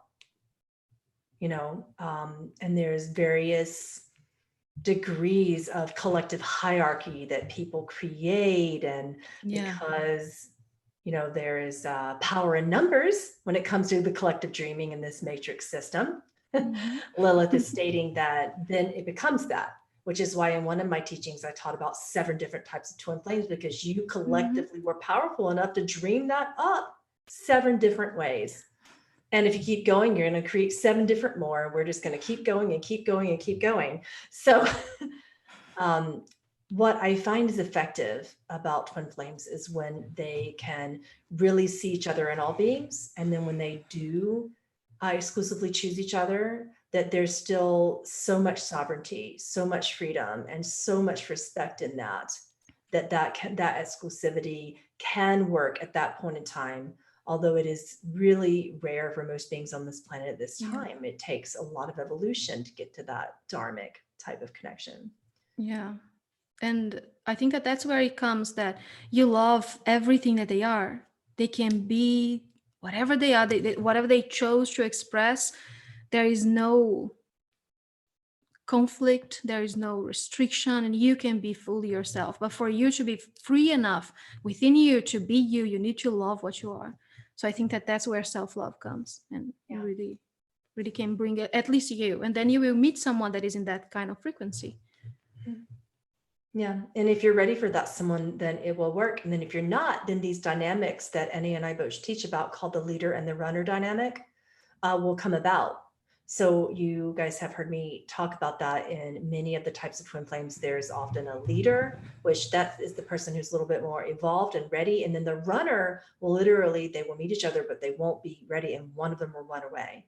I have often been not the runner. But I have been run from very often. So that took a lot of expansion in my time. Exactly.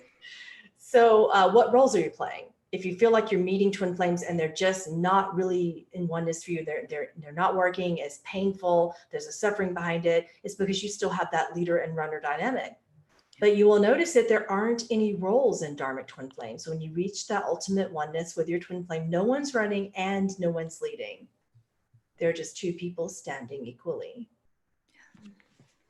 That's why I also think that it's so important to honor yourself, and sometimes even be spiritually selfish, with you, and with loving yourself and establishing all of those things that that work for you. Because I see that a lot too. It's like people just sitting around and waiting, or, oh, if this person is my twin flame, they can do whatever it is that they want to do to me, and it's gonna be okay. So that's not loving to you. So what role are you playing, and how do you love yourself through that situation? Because it's not loving to just be pushed around and managed. And in those more karmic type of twin flames of which you're discussing, I notice that those situations arise for that other person who isn't obviously quite there to understand self-love yet, gets that opportunity. Both people get the opportunity to play those roles until they can learn to be loving. And there's only one way to learn to be loving if you don't have a human reference point here for that. And that is to perceive when something isn't. And those are karmic twin flames. And those are very painful, and they will be painful until you learn to love yourselves, either within the situation, and then those those karmic twin flames expand and evolve, and together they become loving for each other. Or if one of them can't, you have to be loving enough to yourself to leave the one who can't, which is also very, very hard. So that is the nature of the majority. I'd say 95% of twin flames on this planet go through that. It is only the dharmic twin flames who don't, and there are currently only 5% of humans in the population who hold that. So this is where we stand collectively in the twin flame dream. So I can't really answer that question. Is 2020 the nature of the twin flame? Yeah, but every year has been. We come to evolve in relationships. And that does not necessarily mean they have to be sexual. There are various types of twin flames. I've seen twin flames be like humans and animals. I've seen pets and things. I've seen teacher student that are just friends. I've seen loving ones. I've seen parents, have a twin flame that would be a child. I've seen twin flames not even be embodied. I've seen so many types of twin flames. So that's the other thing that is a misperception, according to Heylal, is don't just make it romantic. There are various levels of evolution that you've created in this lovely little hierarchical dream. Yes. Again, don't limit yourself to only that one thing that you are choosing to create right now. Somebody's asking, what is Dharma? Dharma is innate goodness, purity. Some say it's non-creative. I don't really agree. I don't agree either. I think we create from that. Oh, this is going on into an interesting place, because people are saying, what about open relationships? And what about this? And well, it's not about how you're defining your relationships. Yeah. Have I seen a lot of people in open relationships and polyamory be able to be in pure oneness and be evolved enough? No, I have not. I haven't. I'm just being completely honest with you here and authentic. I have not seen it on this planet. Am I going to be judgmental enough to say it can't happen? No. I have seen very few to be able to evolve in those type of relationships. Way too many triggers and way too much pain. Yeah. You have to be in your oneness to begin with to handle that. Yeah. It's so hard to expand within that. You need to be 100% certain of yourself and loving with yourself and confident with yourself to even get to start working with polyamory. Or you can expand within it. It's just dreadfully painful. Yeah. It's not nice. Yeah.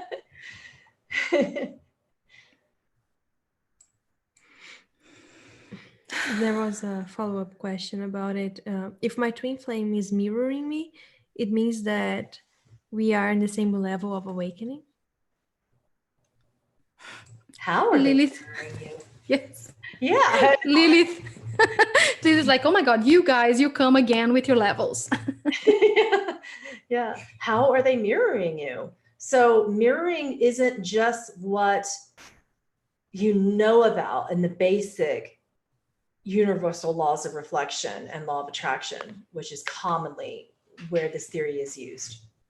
So what many people teach in a very limited fashion, and that mirroring means that they are mirroring something, that it is strict goodness, and that's exactly where they are. You get a mirror image of you, but you're assuming that you just woke up out of the bed. I don't wake up this way looking all pretty and makeup all perfect and jump in the mirror and I'm like, hey, no.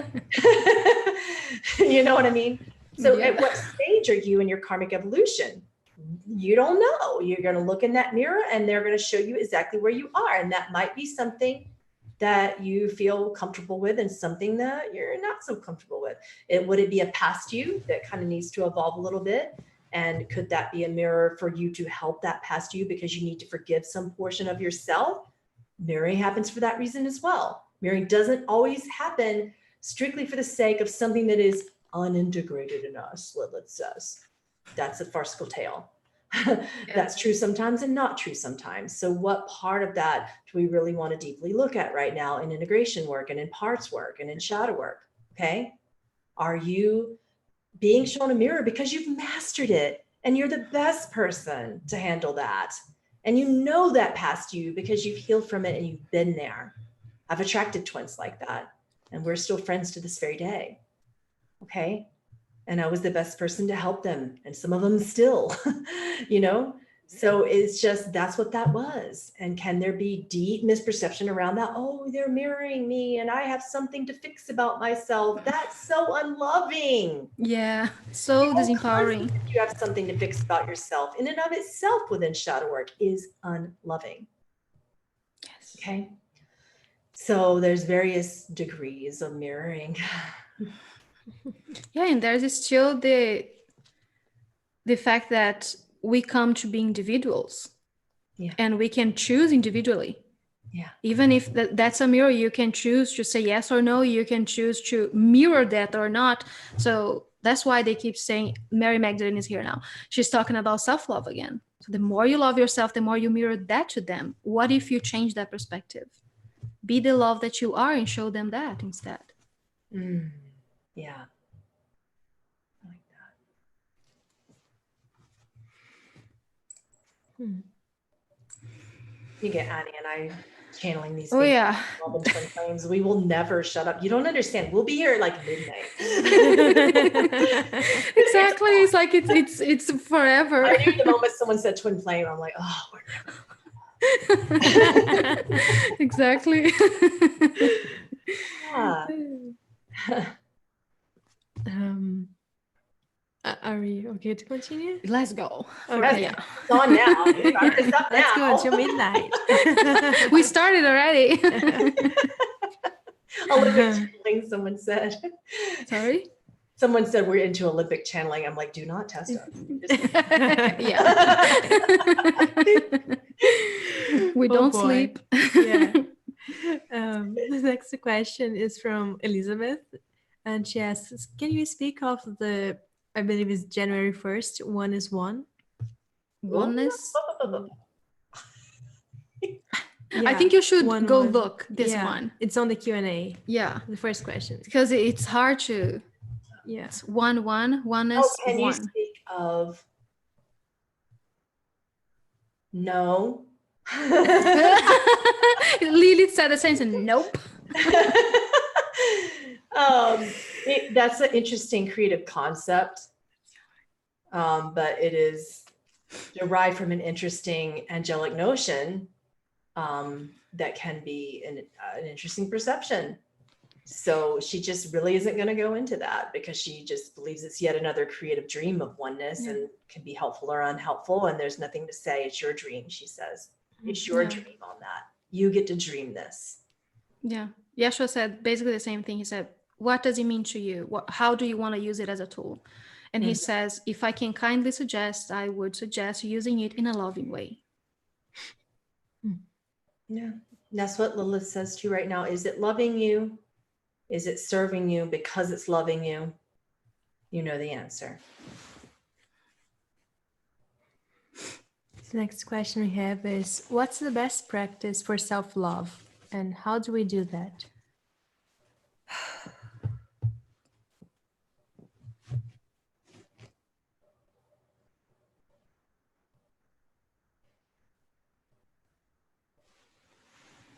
It's just so much. Because it's so personal. I think that's why.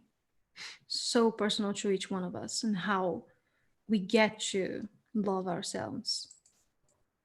Yeshua is saying that as every other tool that you have in your unique expression,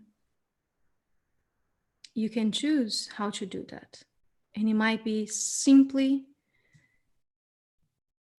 as breathing, simply choosing a loving thing towards you every single day. It might be wondering and using wonder as a technology, even if you cannot already know or see or feel into it, to wonder how it will feel. There's so many things. I think that he's saying to you specifically, whoever asked the question, it is starting with something small, something that we say that is small. It's just choosing one loving step every day to take, whatever that means to you. If it's hugging someone, if it is saying something nice, if it is all of that. And he's also talking about receiving, allowing yourself to receive love, because we were not born knowing this. We were born in families with mothers. That's something that we learn along the way, that we chose it, we designed it to be as such, so we can learn it and teach it and serve with it. So it's very, very personal. Self-inquiry. He's just throwing me other methods to do that. Something that was very helpful to me and that I feel like sharing was to look to others, look to my dog, look to everything that I love, and to see that there's nothing that is outside of me. And however much I love all that is how much I love myself. And, you know, all the love that is all the love that I am. Awesome practice. So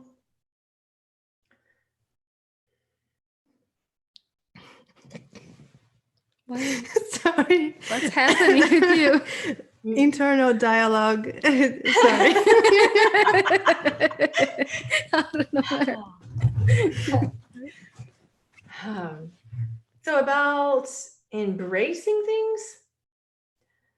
So Heylal gave a description earlier in this channeling about embracing everything as being love and embracing a commitment to really see things in love and beauty and holiness. So when you make a commitment to see only the good, only the sacred, only the beautiful, how does that apply to yourself? If you only saw the goodness about yourself. And that doesn't give you lack of accountability or lack of spiritual responsibility in your behaviors, by the way. This is not permission to go gaslight your friends. Okay. But what this is to innately love yourself. And if you don't like your behaviors and your actions, if you don't like your body, if you don't like your sexuality, I'm just listing some of the standard, if you don't like some of the addictions, by the way, and attachments are behaviors, but they are of a body and they are conditions. So I'm going to use a different example of a condition because this is the metaphor that Lilith is asking me to describe. If you were to go into a children's hospital right now, follow me here, and look at a 6-month-old child with inoperable terminal brain cancer. Would you look into her beautiful bald face and say, you are not worthy of love because of your condition? You wouldn't. So I urge you to look at yourselves like small, innocent, and yes, vulnerable children who may have certain conditions because the body does that and the mind does that. And society programs the mind and the mind programs the body, and conditions run rampant in everyone that has a body, has a condition. Enlightened or not, awake or not, realized or not, you have a condition, find it. You have a condition. You are not that condition. Love yourselves through it, and the only way out is through, and love yourselves beyond it, and love yourselves within it, and never stop loving yourselves, for you are not those conditions. So let's start there. What is love and what isn't? You are not that condition. If you said something to harm someone or yourself, forgive that, because that is not love and that is a condition as well. So forgive it. Forgiveness is the technology that loves you beyond your conditions and that which you are not. So sometimes in order to understand self-love, we have to understand what isn't, which is why we started with this analogy today, Lilith claims. Embrace everything that comes to you for the good and the holy and the nature of that which it is. You're not embracing actions that are harmful. You're embracing the essence of everything that connects you to yourselves and others. Healing occurs only to the depth and degree that the mind is willing to embrace that which occurs within it. So we don't even consider the concept of self-love without considering the fact that we need it for healing. And if you believe that self-love is something that you have to do that, be where you are. No, self-love is not self-care, but you have to start where you are. And again, I'm going to quote this again. Healing occurs to the depth and degree that the mind is willing to embrace that which occurs within it. In truth. Doesn't mean you're embracing your behaviors, horrible actions. It doesn't mean that once you forgive, you have to forget. Karma comes around for a reason, to teach you not to do it again. Okay? But you still have to forgive. That is a necessary technology. If you hold suffering towards yourself or another being, forgiveness is recommended and required. That's a first step to self-love. You cannot hold compassion without really accepting and embracing what is. And what is that which is good, holy, and beautiful. So I'm teaching you Dharma in order for you to handle karma, she states.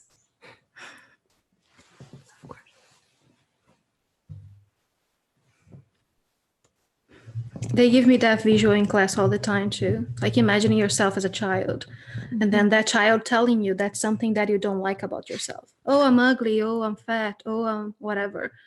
And then what do you tell the child? You will never tell them, oh yeah, you are. You have compassion. So then it teaches you to have compassion to yourself. I love that. Children are so honest like that too. Yeah. You know, my little 7-year-old is always like, Mom, you're not fat. You're fluffy like a pillow. I love Amy so much. And it makes me feel good because she's like, I like to lay on your belly like a pillow. I'm like, okay. That's so sweet. Yeah. And I forget about all the societal conditions saying that I must have a flat belly after having 4 kids. Oh, God. What the I am fuck? curvy and fluffy. Dare you try to make me different? My innocent daughter says it is beautiful. Exactly. Child. Exactly. If we would only embrace more of that, right? That in innocence. Yeah. For a while, I even carried a picture of myself as a child in my wallet. And I would like those, hard days, or whenever I wasn't loving myself, I would look at the picture and I couldn't say the same to this child. And then I was like, okay, so let's not say that to That's ourselves. not true, right? Yeah, it's not true. Have you ever done that just for sake of self-love analysis, looking back over images of yourself as an early 20-something, an early teenage something, an early 10-year-old something? And I don't know about you, Annie, but for me personally, I struggled with body images for a long time. And I remember like looking back at those pictures now, and I'm looking and I'm like, oh my gosh, I was kind of too thin. And it's like, Yeah. I do that gosh. all the time still, because I'm still going through that. And that's something that is still happening and I'm still working with. And I do it even like 2 or 3 months ago when I thought that I was with my face on YouTube so everyone could see. And then I look, I think at that day, I remember that I felt so fat and so ugly. Yeah. And then I look back and then I look fine. Yeah. Yeah. And we look back about it and we're like, what? It looks fine now. Why is those things? Where is the insanity? It's crazy.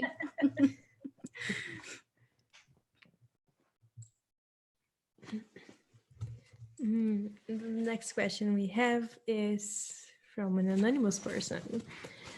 I'm curious as to the process of creating a soul, and who has the power to create a soul? Go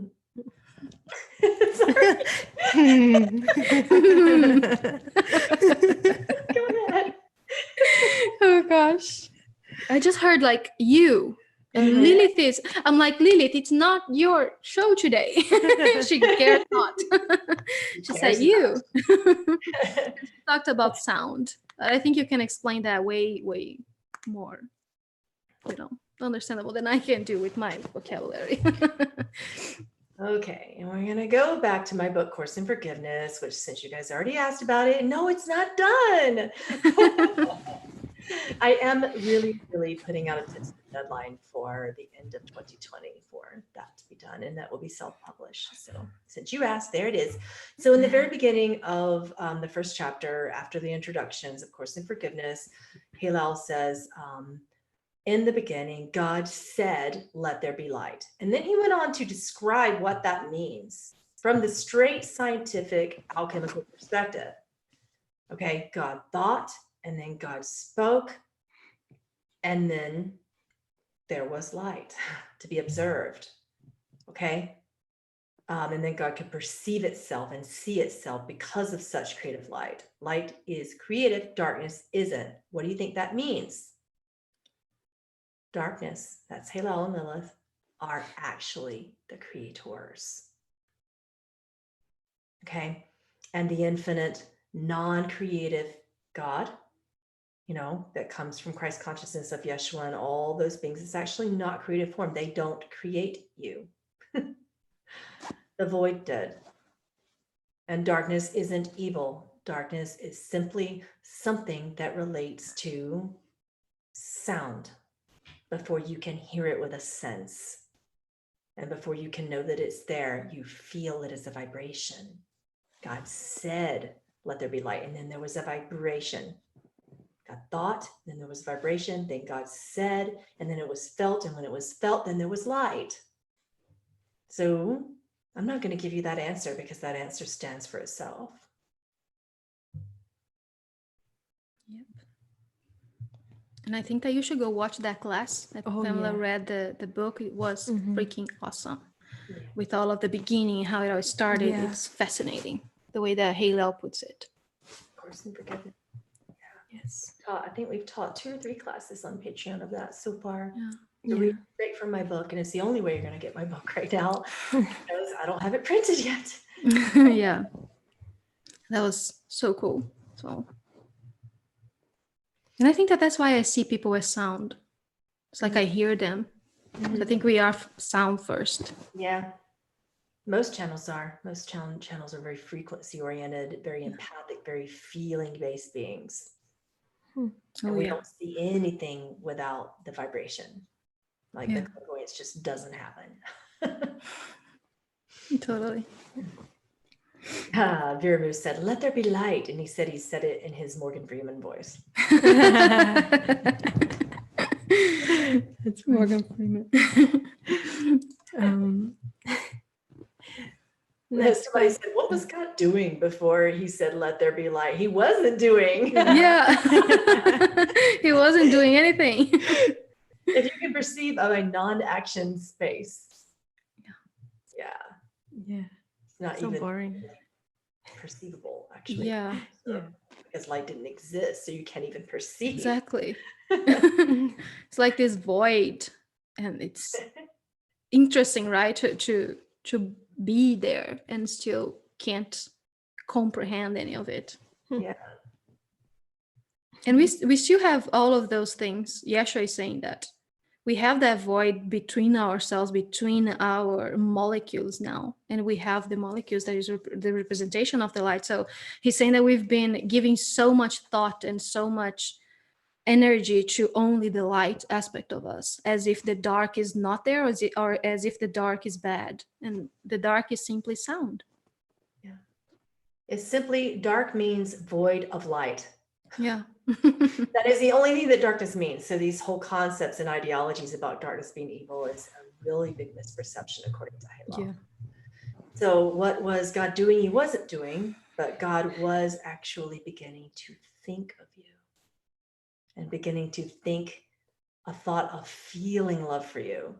And then you begin to feel tremendous vibrations of love with you, which became powerful enough to create a sound. And then that sound created light. That's so beautiful. It is. Right. You had your crying voice now. I had to check if you were crying. No, I'm not crying. Not yet. I'm not visually crying. It's just because there was something happening in the YouTube chat, and everyone is just holding so much space and sending loving messages and all to that person. And it's so beautiful. I love it. Mm-hmm. I'm like, oh, I love you guys. I think I've been observing it too. I've been looking at it from time to time. So thank you for everyone holding space. Yes. So beautiful. Love those people. Okay. What is the connection between Yeshua and Yogananda? And are they the same consciousness? Right. I have a deep, deep love for Yogananda. It goes way back throughout time, as you call it. I haven't consciously connected to him, but I feel. Yeah, you will. For a second, I thought it was a she. And I was like, but no, mind. I can see his face. He's smiling, but it's like he's standing in the background. So when it's time, he's going to calm. He is very beautiful. He has like in the form like some sparkly depth in the eyes and Yeah. long wavy hair, and you'll know it's unmistakable when you see him, but it is very divine masculine and divine feminine energy kind of. So maybe that's why you were seeing a gender. Yeah, maybe. I see Yeshua like that a lot too. I think that he has way more of the feminine, divine feminine sometimes than the divine masculine. Even though it's balanced, the way that he feels to me, that nurturing and, compassionate. Because you don't see God as a sexual organ. Yay! One label is off. People just do that with love. Oh gosh. Yeah. Even people think of sex as like the joining of something that is, masculine or feminine, and all it is a joining. Yeah. Define it as masculine or feminine.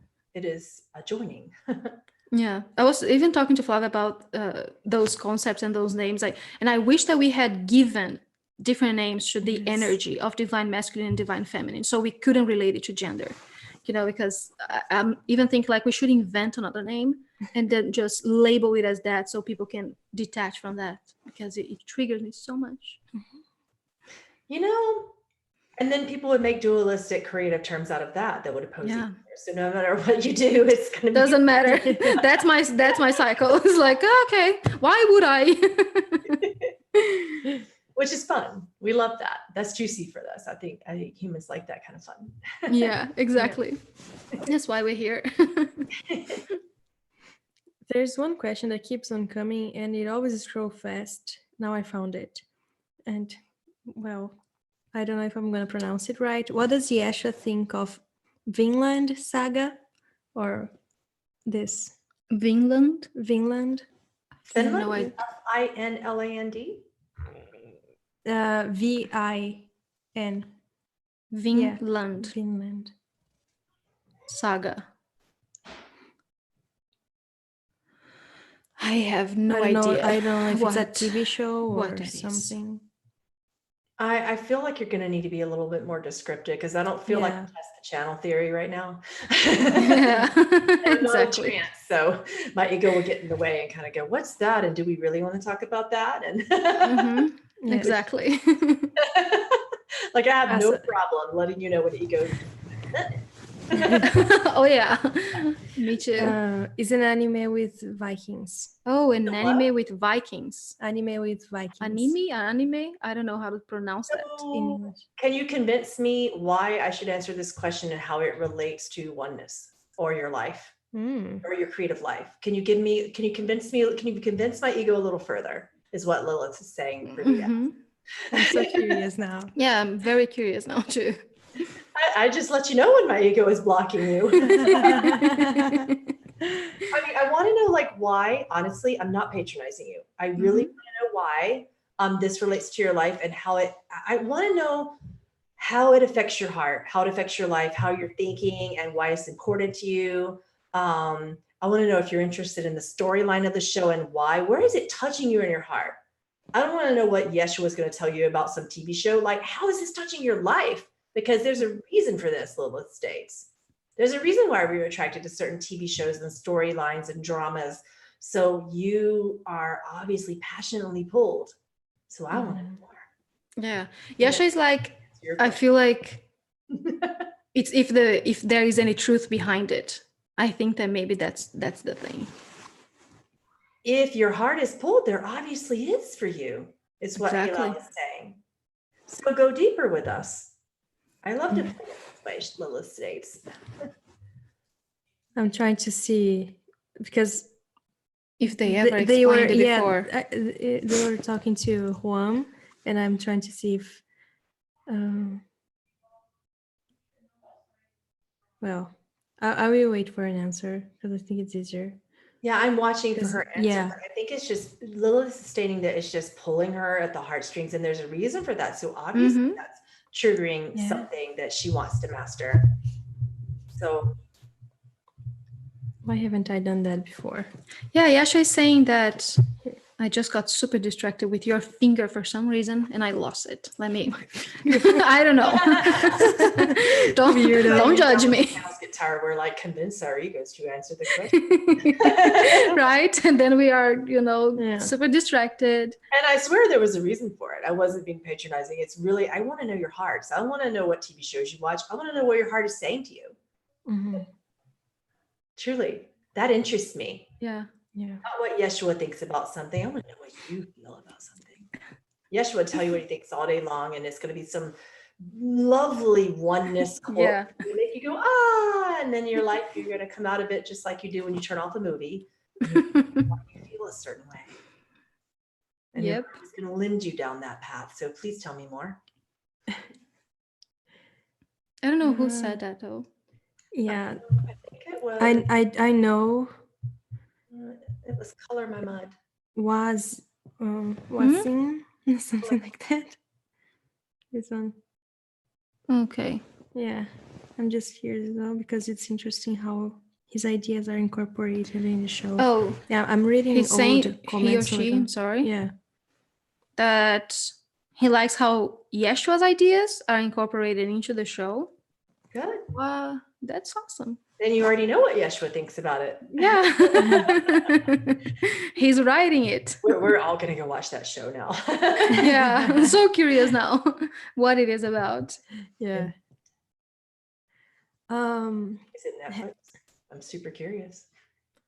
Hulu? I have no idea. Do you believe we don't have Hulu here? I will so sad. We can subscribe, but we can play the things. Oh, That was so annoying. I was so happy when we're like, okay, my subscription went through. on, and then I'll try to watch it. We gotta go watch Christ Conscious shows on Hulu. Right. So sad. And we still don't have Disney Plus, only next year. Oh, I like those juicy Christ Conscious dramas. Oh yeah. Have you watched it? Lucifer? No. I'm still probably Star Wars stuff. Oh gosh, I can it. never. I don't know why. I have this I get super bored in the middle. There's a race that never ends. And I'm like, no, I can't go past this. Oh, the wars, the perpetual wars. Yeah, I can't. But you should watch Harry Potter. Oh, I love it. Yeah. Except I've already watched them all. So yeah. Have you watched Fantastic Beasts? You are gonna love that one. I have, yes. I loved it. It's my favorite. I haven't watched the second one yet. I'm still waiting. Yeah. Tanya is like Star Wars and hard in the chat. Yeah. Should we go to another question Yes. until they? I don't think. I don't know if they are gonna Yeah. write more about it. I don't think she is. This one. This one? Yeah. Oh, Jesus. Okay. So, what densities does the Hathor Collective operate in? Heylal says, which dream do you believe it's operating in? So we have density, which is the difference between a very thick density of this pen and the very obviously fluid density of this water. Hathor is something in between. So in your hierarchical dreaming, whatever you've deemed to be in between is where she resides. But she is a concept who holds a plethora of creative soul potential, which means that she expands within any and every individual upon a thought system that has become very powerful, which means it can explore various densities. Many densities happen to be in the same dimension, but there's a difference between density and dimension in your dreaming. So how technical do we want to be here, and why does it matter? So he wants you to delve into the, where does this matter in your life, and why does this matter in your life, to go deeper into your questioning. Do we really use this scientifically just to be more aware of the density of our emotional expression and our energy expression? And then we're going to attribute it to one being who also, by the way, isn't like she is, but isn't just one being. She's a collective of billions of beings. She's a very powerful being. Yeah.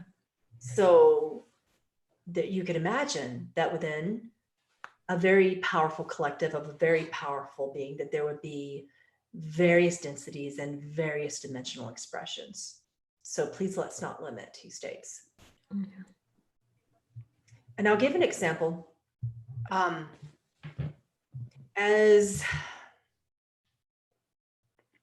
Seth would call it, and some of the other beings that I channel like Ra, who talks about, you know, the concept of the wandering soul or the wanderer or the walk-in, any of those things, you know, the wandering, the wanderer. So I am a 23rd density being wandering into a now 5th to 7th dimensional body. Does that mean I cannot have a third density thought? I can observe a third density thought, but I cannot actually experience one. Hence, when people try sarcasm on me, it just goes. I tell you what, it's so bad. Like I can observe a sarcastic thought, but I just gotta kind of still, it just doesn't compute, which is why this explains Annie, also a very high density being, you know, operating primarily in 5th dimension and higher most of the time. So when you're gonna throw her a question that has like various different densities of an emotional expression that might be like bitterness, loss, anger, hatred, she just kind of goes, can you read the question again? Like it literally will not compute in our essence. Yeah. So that's something to be aware of that's actually quite helpful in these teachings about density. So are you using it just to be aware of which, you know, emotional density you're operating in? How are you utilizing frequency for your benefit and to stay in love and to stay in oneness? That's helpful. But if you're using it in this hierarchical place of being like, I am only going to have 5th dimensional and 5th density expressions in my frequency and vibration, well, only blah, blah, blah, you might limit yourself. I quite enjoy trying to observe and assimilate sarcasm. Still not working, but I'm enjoying the attempt. But like, I want that juicy creative experience. Okay. I really want to understand that. It really can be funny sometimes that the innocence is there and people find it quite amusing. They play around with me in my household. They're like, oh my gosh. We just like put a kind of a semi-sexual teenage joke out there or like a something. And I just went, What? a joke in the household, believe me. So how are you really going to perceive that and how are you utilizing that information? It's just something to be aware of. It can be helpful and it can also be hierarchical and non-helpful. A tool, as any other. A tool. These teachings are tools. Yeah. Helen asked why Yeshua appeared to her in full figure, like in a hologram. He said, why not? He's always there. You ask to see. He just was there because you were ready to see him. That's what he's saying. It's also not important. That's why he's saying it's not that I am showing you. It's that you are becoming aware of my form that is always there. It's not that I am allowing you to see me. You are allowing yourself to let you see me. So once you do that, you can see me. And I might not often show myself as that, as like a holographic Yeshua. Now he's showing me like he is this disco ball and he's moving all around. He's saying that he'll show himself in so many different ways. But how do you allow himself to show him to you in your awareness? So if you were ready to do that, if that's what you creatively wanted to experience, he cannot deny you that because he's you.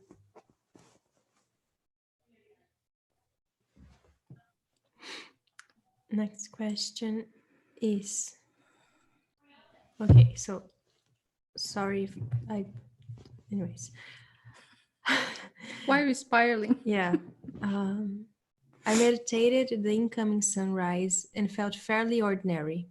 Yet, as I stood up in contemplation for the beautiful sunrise on the beach, I started swaying rhythmically backwards and forwards, and at one point, almost tipping over. I normally have great balance, and after a while, it dawned on me.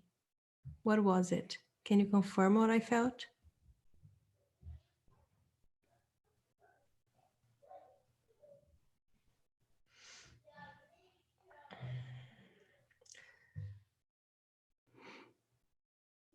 Heylal states, do you need God in another form to come through and confirm that which you already know? Because you already know it, does it make it more powerful to hear it from another you? Does it make it more acceptable to hear it from another you? You have been shown time and time again in your creative expression, yet you look for more external validation from another God. You already know this. You know the nature of your cellular awakening, and you know the expansion that is occurring within your crystalline DNA. You're aware what light does when it vibrates in this way because of sound, and light doesn't normally vibrate. You're well aware of this. Yeshua is saying that you can use this connection with us as a means to empower you further or to disempower you further. Again, that's your choice. We can remind you, we can, on your terms, teach you, but you are the receiver. Can never show you other than, because we are one with you. So will you choose to use this connection to empower yourself or to disempower yourself even further? He's saying that that's why we are not giving you an answer. It's because we trust you. Can you trust yourself? Lilith states it's quite often in very intellectual minds for them to look for the knowing answer as a means of validating that which is already existing and evident and apparent. And while validation is an interesting way to learn in the beginning, at some point you must release its safety hold because it will become a limitation. And then it's not a safety blanket, it's a limitation blanket, she says. So she gave me this image of like using knowledge as a safety blanket, and they sucking on the thumb, and the inner child going, oh, it's hot in here, and tossing it inside. And the blanket was like really like garbled and worn and had little holes in it and all this stuff from so much use, and it just isn't even, you know, effective anymore. So toss away the limitation blanket. It's not serving anymore. She showed me the same thing. I could not explain it with words. Yeah. She's very visual a lot of times when she knows that I'm not really going to get it in my head, because I don't. And yet I find a way to relay messages to you. See, did I need that? Did I need science? I don't know. I love to play with science. It's fun. It's fun. It really is. It's creative. But it's not evidential, because the moment you find a theory and you prove it, it's going to change. Yeah, something else comes. You know, we had the constants of the consistency of Newtonian physics for the longest time. Yeah. You know, and then other scientists came along, namely Einstein, and kind of put that theory on its behind and made it relative. So, you know, we came along and then everything was relative, and it was still true, but it was just about where you stood in that field, environmentally speaking. So then this is how many things are, not just science, but everything in form is relative. And truth in a creative environment is relative. Evidence in a creative environment is relative. So let's step beyond relativity and go to deeper levels of what our heart is going to tell us for our truth. Because truth is vibratory. It vibrates. It hasn't evidenced itself because it isn't required that it evidence itself. Someone asked me something about a guru not long ago, and she said, how do I know that a being is enlightened? Do they speak it? Do they have certain teachings? Do they have certain characteristics? And Yeshua came forth and said, because that being completely vibrates with love. And that is the evidence. It is indescribably, inaccurately, like just, you can't accurately put this into things. It's just ineffably there. Undeniably there. The power of that. Exactly. And the whole power of that is so beautiful that we keep creating. We keep wanting to experience more and more. So that's why all that science, it changes all the time. It's because we will not stop at that. Imagine if we just stop it with Isaac Newton. Where's the fun in that? So I think that our collective expression of that creativity is so beautiful to me, even though sometimes it's kind of annoying, right? Because you learn something, or you think you learned something, and then it vanishes because it's not relevant anymore. But it's also very beautiful. My nose today is crazy. You're doing the itchy thing too. Yeah.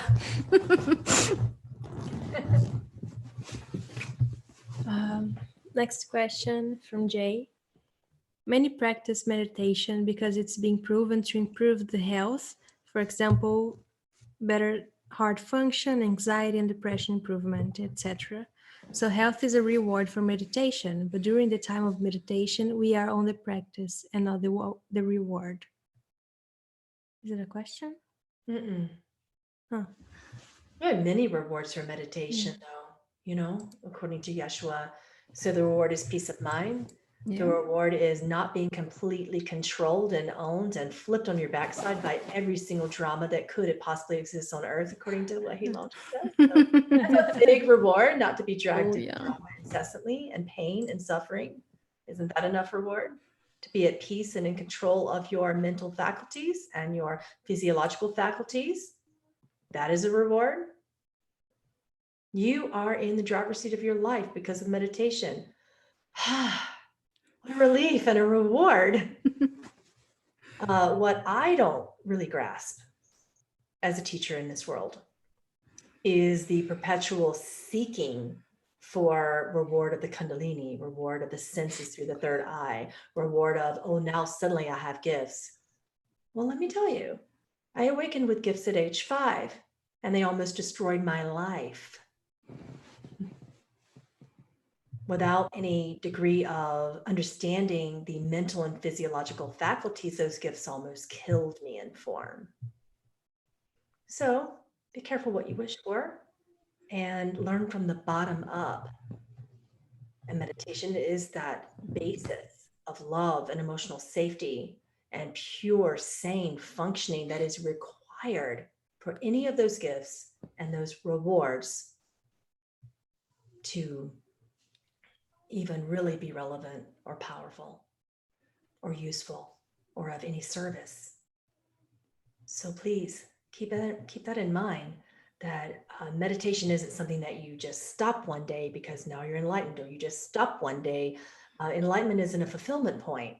Yeah. It continues and continues and continues. In my first samadhi, which by the way, I've had 34 of them now, I always think that there's a stopping point to this. There isn't. It just gets better and better and better. And then my life begins to creatively show that.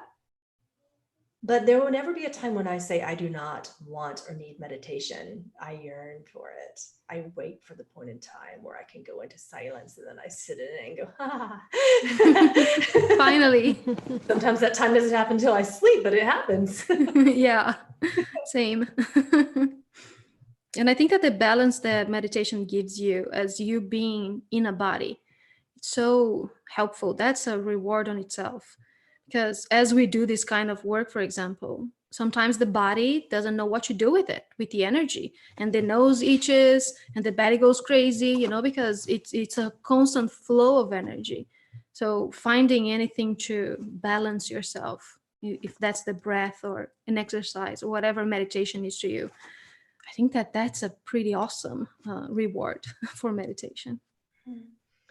It is. And the rest of the stuff is just really icing on the cake, and the cherry stuff, the channeling that we do to be able to serve you has grand reward.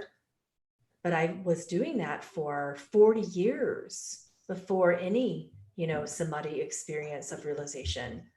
And it felt great, but then I was wondering why the body was dying, and why, anxiety, and why depression, and all the gifts were very active and very rewarding. But there was kind of this one little thing that wasn't happening. And that thing was big enough, that thing. of not loving oneself. That thing of not knowing the joy of body, not really knowing the joy of serving myself, not knowing the joy of what the breath can do to settle the mind and heal the form. That was such a powerful thing, which is why I teach that first now. Meditation is that, it does that. And you will never stop. Your practice will never stop. Realized or not, awake or not, enlightened or not, actualization or not. But really, what is the not? This is simply a realization of that which you are. Many people are tagging me to ask over and over again about asking to help with nonverbal autism, but there isn't anything that you need to change. And Yeshua has taught that time and time again, that there is a depth that is beyond human understanding that is occurring in the brain of a child, who experiences the nonverbal autism spectrum. And I'm speaking of that with a child who was nonverbal for the longest amount of time, and then finally went into verbal, but still isn't incredibly verbal. He spends most of his time hiding, but he has a depth to him that you can feel. And I, as a mom, am not here to change that. So it's about what they are teaching us. They are the evolved ones, not the other way around. And when the world seeks to change and to make them verbal and to make them, quote unquote, more functional, we are here to do that. We are here to help with functionality. But does speaking really involve functionality? Why? Someone says, can we help them with music? Sure, we can help ourselves in music too. They primarily operate on peace. They are soundless. They're not actually completely frequency-oriented beings. They are vibrationally oriented beings. They are in between sound and light, and they are here to teach us that balance.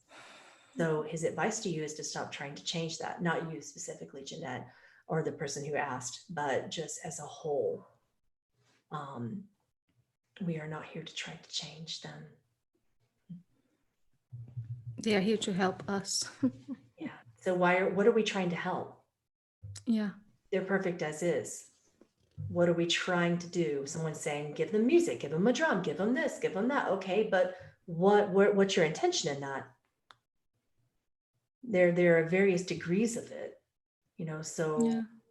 There's different degrees. They're constantly overstimulated because we are throwing the senses in their faces. So his advice to you is turn down the sound, turn down the light, particularly turn down the smells. The first thing that Lilith said to me, about my autistic child is that my food stinks. I teach a lot I from food and alchemy and all these things. So I'm in the kitchen, there's garlic. I love garlic and I'm perpetually cooking and it's smelly. And I was wondering why he was like, his stomach was upset all the time.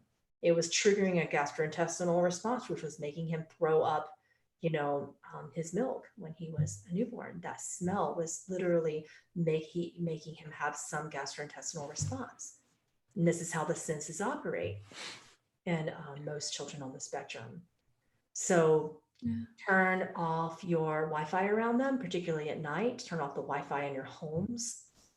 Okay, turn off your broadband, just airplane mode on all phones, and your child will sleep better. Sleep is very important in beings who experience this. So someone says raw garlic is toxic to the gut. I didn't say I ate it raw, but I would if I had a chance. And that is not my belief system. You can take that. Yeah. Neither. Yeah. Yeah. So basically when someone tells me something is toxic, I'm like, let me see if I want to believe that or not. Let me try. I do have certain beliefs about that though. Like I still have the whole cheese and like dairy seems to be toxic for me, and that is in my belief system, so I avoid it. But yeah, if you give me raw garlic, I'd probably just eat it like an apple. It's ridiculous. It's just crazy. I love it too. I grew up drinking garlic water. Yeah. Like, yeah. But if you give me an onion, I'm not going to do that. Yeah. oh, She does sometimes. I And do. the whole house smells like it. I'm like, she hates it. Can't. The other thing was coming to me was, what is functionality anyways? I think what she's probably talking about with non-functional conditions for many nonverbal kids on the spectrum, you may have like certain things like stemming. So in stemming, that is a repetitive motion. When my child was younger, he used to do this thing with his head, like hitting things over and over again, or he used to hit his head with his fist. So we had to kind of give positive redirection. So we would take his fist and kind of put it down on his leg, and we would like teach him how to do the stemming on his leg. And then if we kind of moved it down, like later it ended up being tapping on the floor with his foot. It was like incessant tapping, and things like that. So redirection in the senses, but we had to learn certain things right away, like the broadband and the Wi-Fi and the incessant glare from the TV. His dad watched a lot of football, and I just had to tell him, no, we're not long going to hold the baby. We're watching the Super Bowl for hours straight. It's not going to happen, because that just too much senses and glare from the TV and too much overwhelm of the senses. It's like their senses are heightened. Very heightened, Okay. very heightened. So there were certain things that really helped out a lot. So it's going to depend upon this child's age group. I mean, I could literally, the reason why I didn't answer your question is because I could go into hours of advice that they taught me, depending upon the age group of your child, the specific range of autism, how functioning are we talking about? What are you defining as functioning or non-functioning? My child had potty training issues, and for a long, long, long, long time, so there's various things that technology made worse for that. And I noticed when I started to limit technology, he had a lot less of that, and that started to get better. So there's just so much advice we could go into that. Noise cancellation headphones helped a lot for sleep and for travel. Schedules, routines. I mean, just you have to be on a normal schedule. But when it comes to, she's giving us a little bit more of an example. She says her child has a lot of stemming. I want to know how old she is. All of this goes into play. 18. So with stemming, she's getting aggressive. She's using it as communication. Okay, listen to her is what Heylal is saying. Yeah. What is she trying to communicate? If she's getting aggressive, that means there's a need that is not being met. In order to get aggressive about it, there is a need, and it's probably emotional. If she's getting aggressive about it, is what he's saying specifically for her. So what emotional need is not being fulfilled? What isn't being integrated? He senses a loss around her, a loss. So there could be like a feeling of that needs some response. Someone says she's 18. That's a harder age. Mine is 15 right now, and he is verbal, but barely. And you have to like really work with him. And that's after 15 years, of different therapies and modalities and sensory training and retrainings and redirects. And some of these things take time, So if she is stemming and getting aggressive with it, it is your responsibility to make sure she's not harming herself or other beings. And also to find out what it is she's trying to communicate. So when does she do it? Is there any rhyme or reason? Is there any consistency to when she's doing it? Is it surrounding a certain trigger? Does it happen when there's a lot of light or sound? I would completely change your environment in a way that made it safe for her with lights and sounds and senses. Because that's generally what's behind it, but there's more to it with this kid. That's something really specific. And it's not just hormones. That's a big misperception with autistic kids. Hormones affect every teenager. She just doesn't quite know how to manage it yet. And there's something there. Hormones are the body's response to let us know that an emotion is unintegrated and is wanting our attention. So would a nonverbal child respond to light language? It depends. It's a vibrational being. So what kind of vibration, what density of vibration is being experienced in the light language? If it related specifically to that child's essence, then likely it would. It did with mine, but only when he was really, really little. Right now, not so much. It's 15 now. It's kind of a little bit harder. But what I did to play around with him was I put a Lemurian light language channeling on my album, and I just play it when I see him, and he doesn't know what it is.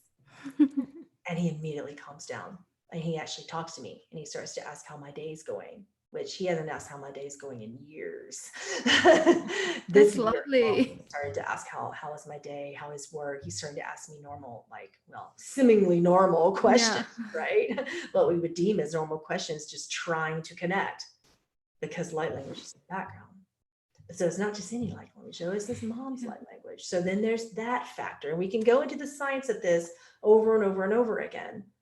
But I feel like it really helps when light language comes from a soul family member. I really do. I've noticed that Yeshua teaches me that a lot. Yeah, because it's very personal. Mm-hmm. It is very personal. It's not like just finding any light language online. It needs to be with someone specific. Makes sense. Yeah, someone said like some of them like country western, some like classical. Yeah, I find that classical can be that, it is like that. The parent of the child says she has OCD and aggression is a part of it. See, that label is not incredibly helpful. All autistic kids are obsessive and compulsive. Many humans I know are obsessive and compulsive. They just have a saner version of their obsession and compulsion. So it's about what we deem as acceptable in our obsessions, because we all have them, or what we don't. Like, why is it unacceptable? Why is it suddenly a disorder? Whether it be OCD or autism or anything. So what is aggression? We could go deeper and deeper into this, but Heylal is really pushing you to work with us here. And what is aggression? Is she hitting people? Is she hitting herself? Is she hurting you? Is she hurting herself? Is it verbal? And you're thinking it's aggressive. It's not. I have a feeling it might be physical in this case, but you caught my attention and you tagged me probably about 18 times. So I'm answering you. And I am a mom of a child that went through this and didn't make it into the age 18, thank goodness. But I can tell you that with Heylal's help, there was a lot of redefining on my end. It was me who had to change, not my child. My child is still, if you want to test him and put him through the school system, which we have, it doesn't help.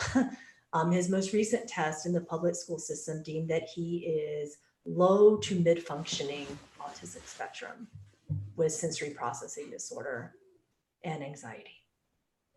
But you look at him and you don't see it. But if you test him and you put him up against stressors and you do all these things and you trigger him, you're going to get it. Yes. Oh, look at all this is wrong. And they do it all the time. They call me all the time. He just skipped a class again. Well, what class was it? Does he like the teacher? Are you honoring that individual education plan that we agreed upon? Does he have a timeout space where you can lower the lights and give his brain a rest? Are you still trying to make him into who you think he should be? School systems, please don't get me started. Yeah. That's a trigger. So basically, what is aggression? Like I'm watching the chat and I'm looking for you. Funny smile 777. But what is aggression? Like, what is OCD? Why is it bad? What are we deeming it? Basically, I, as a parent, had to stop labeling my child when I went through this with my child. And I just had to say, okay, what is functional? What is not functional? And we had to sit down together and decide together what that looked like. And I had to give him the natural consequences of what it might be if he doesn't finish school and what the potentials are of that.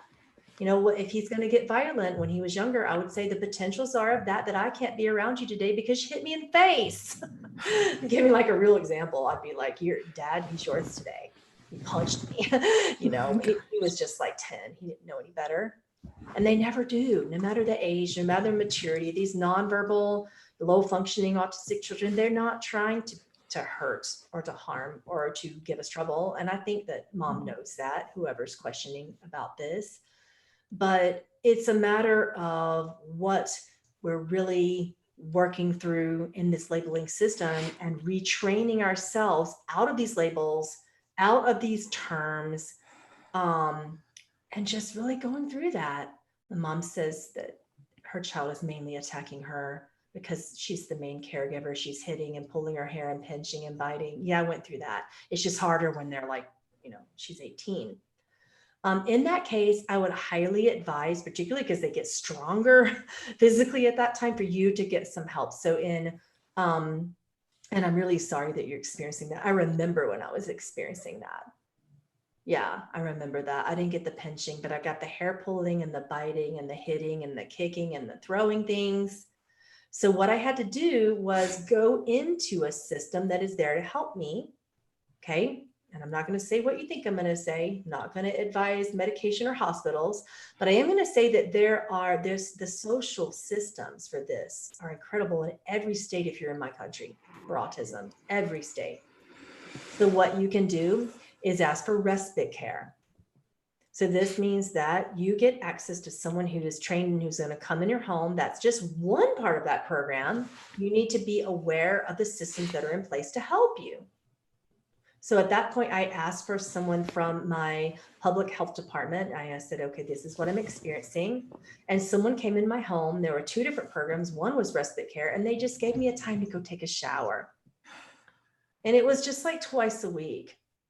They're programs. You need to go to your human services department and ask about these programs. They're there. They're there, and people don't know about them.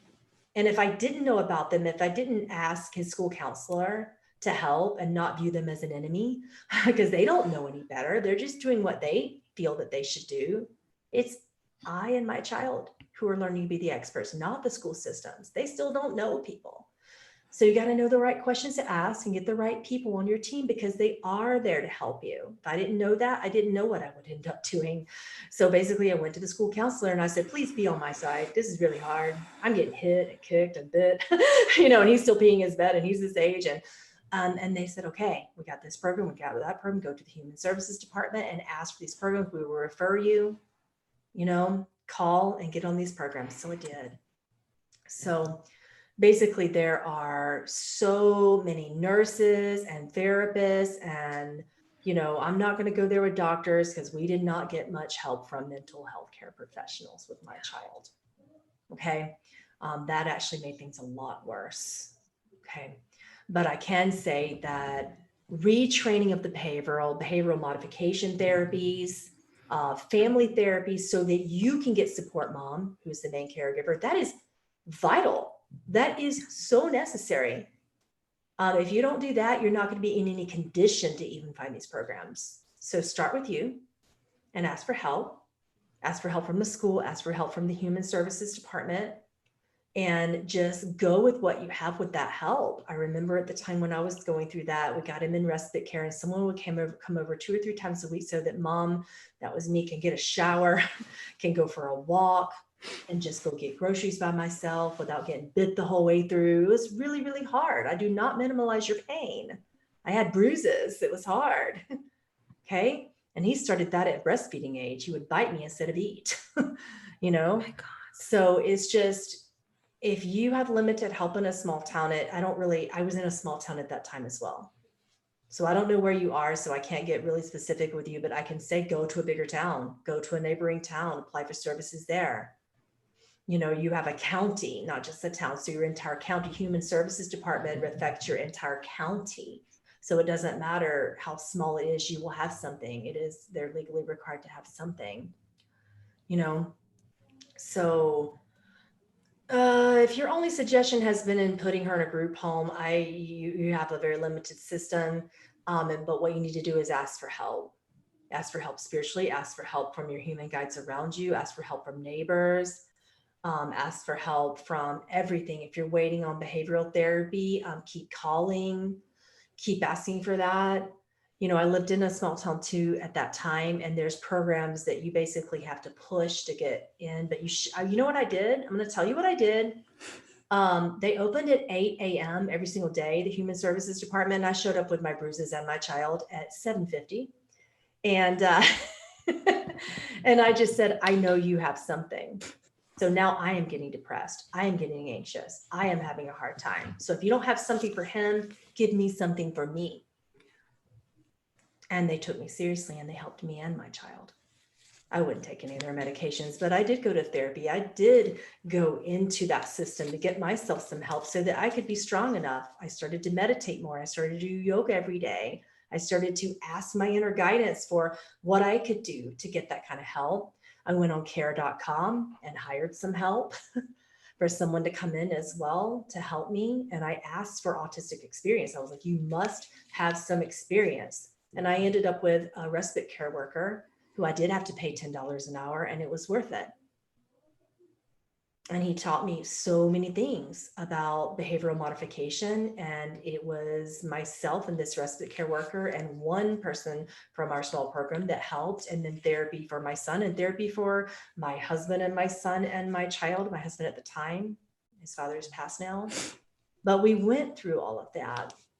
So basically speaking, like if you kind of keep thinking that you're limited, but you're not pushing them, you're not going to get help. You know, because it is a system that tries to make you think that it's limited, but they are not limited. Believe me, they have many funds for these programs and they will hide them from you. So show up with your child and just say, this is what I'm experiencing. I'm not leaving. I'm in your waiting room. Here's my number. And I was there every single day. I was there for 3.5 weeks straight, Monday through Friday. And they got tired of me and my aggressive child sitting in the waiting room, and someone helped us. And they continued to help us for years. So this is where advice spiritually gets very practical, okay? So what are you doing in his food system? What are you doing with water? You know, what are you feeding your child? There's many different things we need to think about here.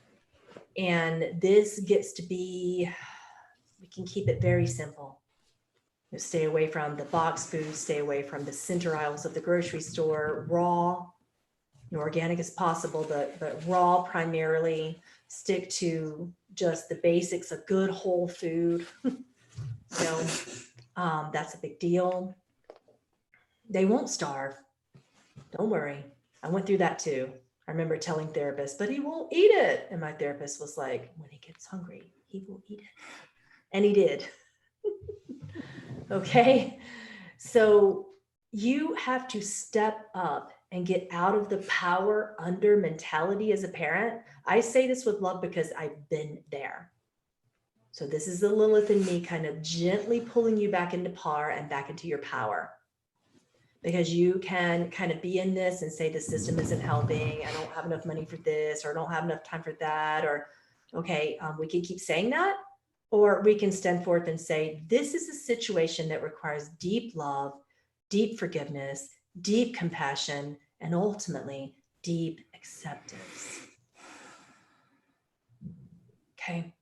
And then you will seek out the help that you need for yourself, and you will be relentless. I tell you, when it comes to my children, you see my face right now? Lila comes out and I'm like, oh, really? There's a problem with school. I'm like, right there. I'm like, oh, is there a problem? You need to talk directly to me. Like, I have no fear about telling the school systems, doctors, therapists, everything exactly that my family needs. And I am like a wolf on prey, like just shaking it around. I will not stop. And I need to see this power in you, mom of 15-year-old. I need to see this power in you. Be relentless about the love that you have for yourself and the love that you have for your child and anyone else in your family. That is how you exit that power under karmic loop. Okay?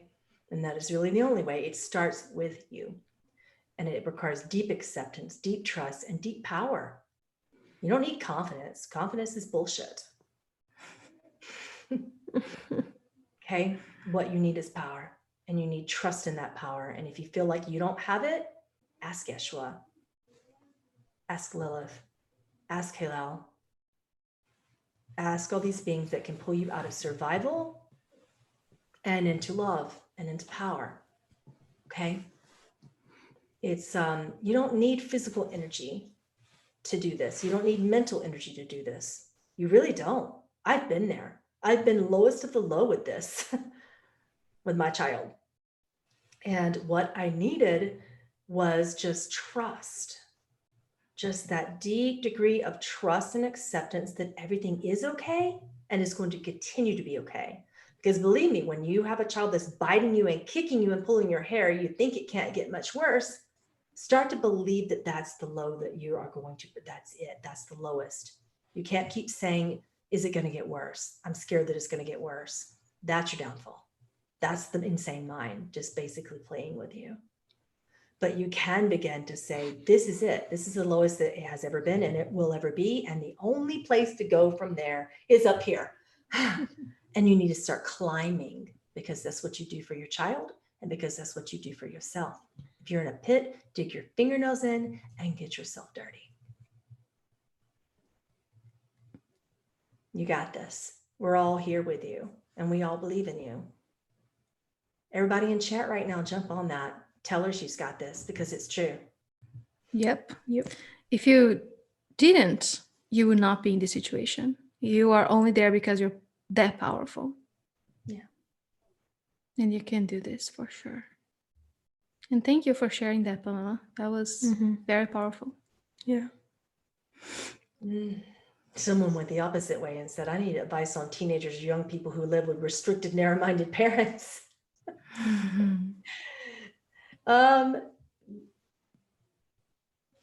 Yeah, but is that coming from a place of disempowerment as well? Are you viewing the child as being the victim to the parent? Are you looking deeper at their agreement with their parent to understand that they signed up for something they can handle? And as soon as they're ready to handle it, they will put that parent exactly into a different place of power. So we can look at that in various ways.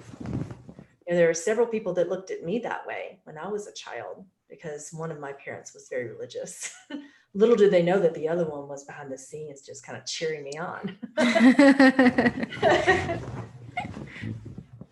Same here. Yeah. So how do we view that? We can color that in various ways and judge that in various ways. Yes, ma'am. Yes, ma'am.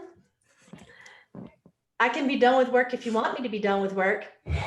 You do? Oh, so happy. Yeah, I do. So happy. I promised myself that with this marathon channeling that I would end this podcast as soon as I got lovingly interrupted. And that was being lovingly interrupted. Yes. That was awesome. So cute. All right, guys. Well, Okay. I'm going to sign off. You guys can. Oh, where are you going? Oh, you're saying bye to people? Why don't you come say bye? Open the door. Hi, Amy. Bye. Hello. Bye. What are you going to do now with your mama?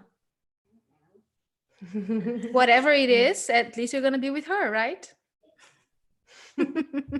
That's awesome. You look so beautiful, by the way. She knows. She knows it. Yeah. Yep. We've deeply trained her into confidence of her beauty. So if you say she's cute, what do you say when someone says she's cute? What do we say? You say, I know. Thank you. What do you say? You really are. Yep. That's so beautiful. I love you. Okay, let's go before we crash the whole desk. Okay. Okay. All right. You can find Ani Rios and Flavia over on Lightworkers613. And you can also find them on Patreon and find them on YouTube at Lightworkers613. And you can find me pretty much anywhere you want. And I'm not sure when I'll see you again, but I know it's sometime this week. On Monday. On Monday? Blessings of Grace. Yes. Oh, it's next week. Okay. We're going to do a powerful sound blessing ceremony on Monday on Patreon. And when do we see you again, Annie? Sunday for a healing ceremony with Lakshmi. A blessing too with Lakshmi. Nice. Over on your Patreon channel? Yes. Okay. Super. All right, guys. The amazing Ani Rios. Flavia. Thank you. Thank you for having us. That was a lot of fun. Now that I see that it's been 3 hours that we're doing this, it's crazy. Yeah, it's time to go. I just kind of looked up the type and went, why is my neck hurting so bad? Which happens done. I keep kind of like, I guess I'm good. All right. Thank you, guys. And I will see you again really soon. I love you all. Love you. Love you. Bye, Amy. And putting up with our shenanigans. Yeah, thank you. I'll see you guys. Okay. Soon. Bye. Bye.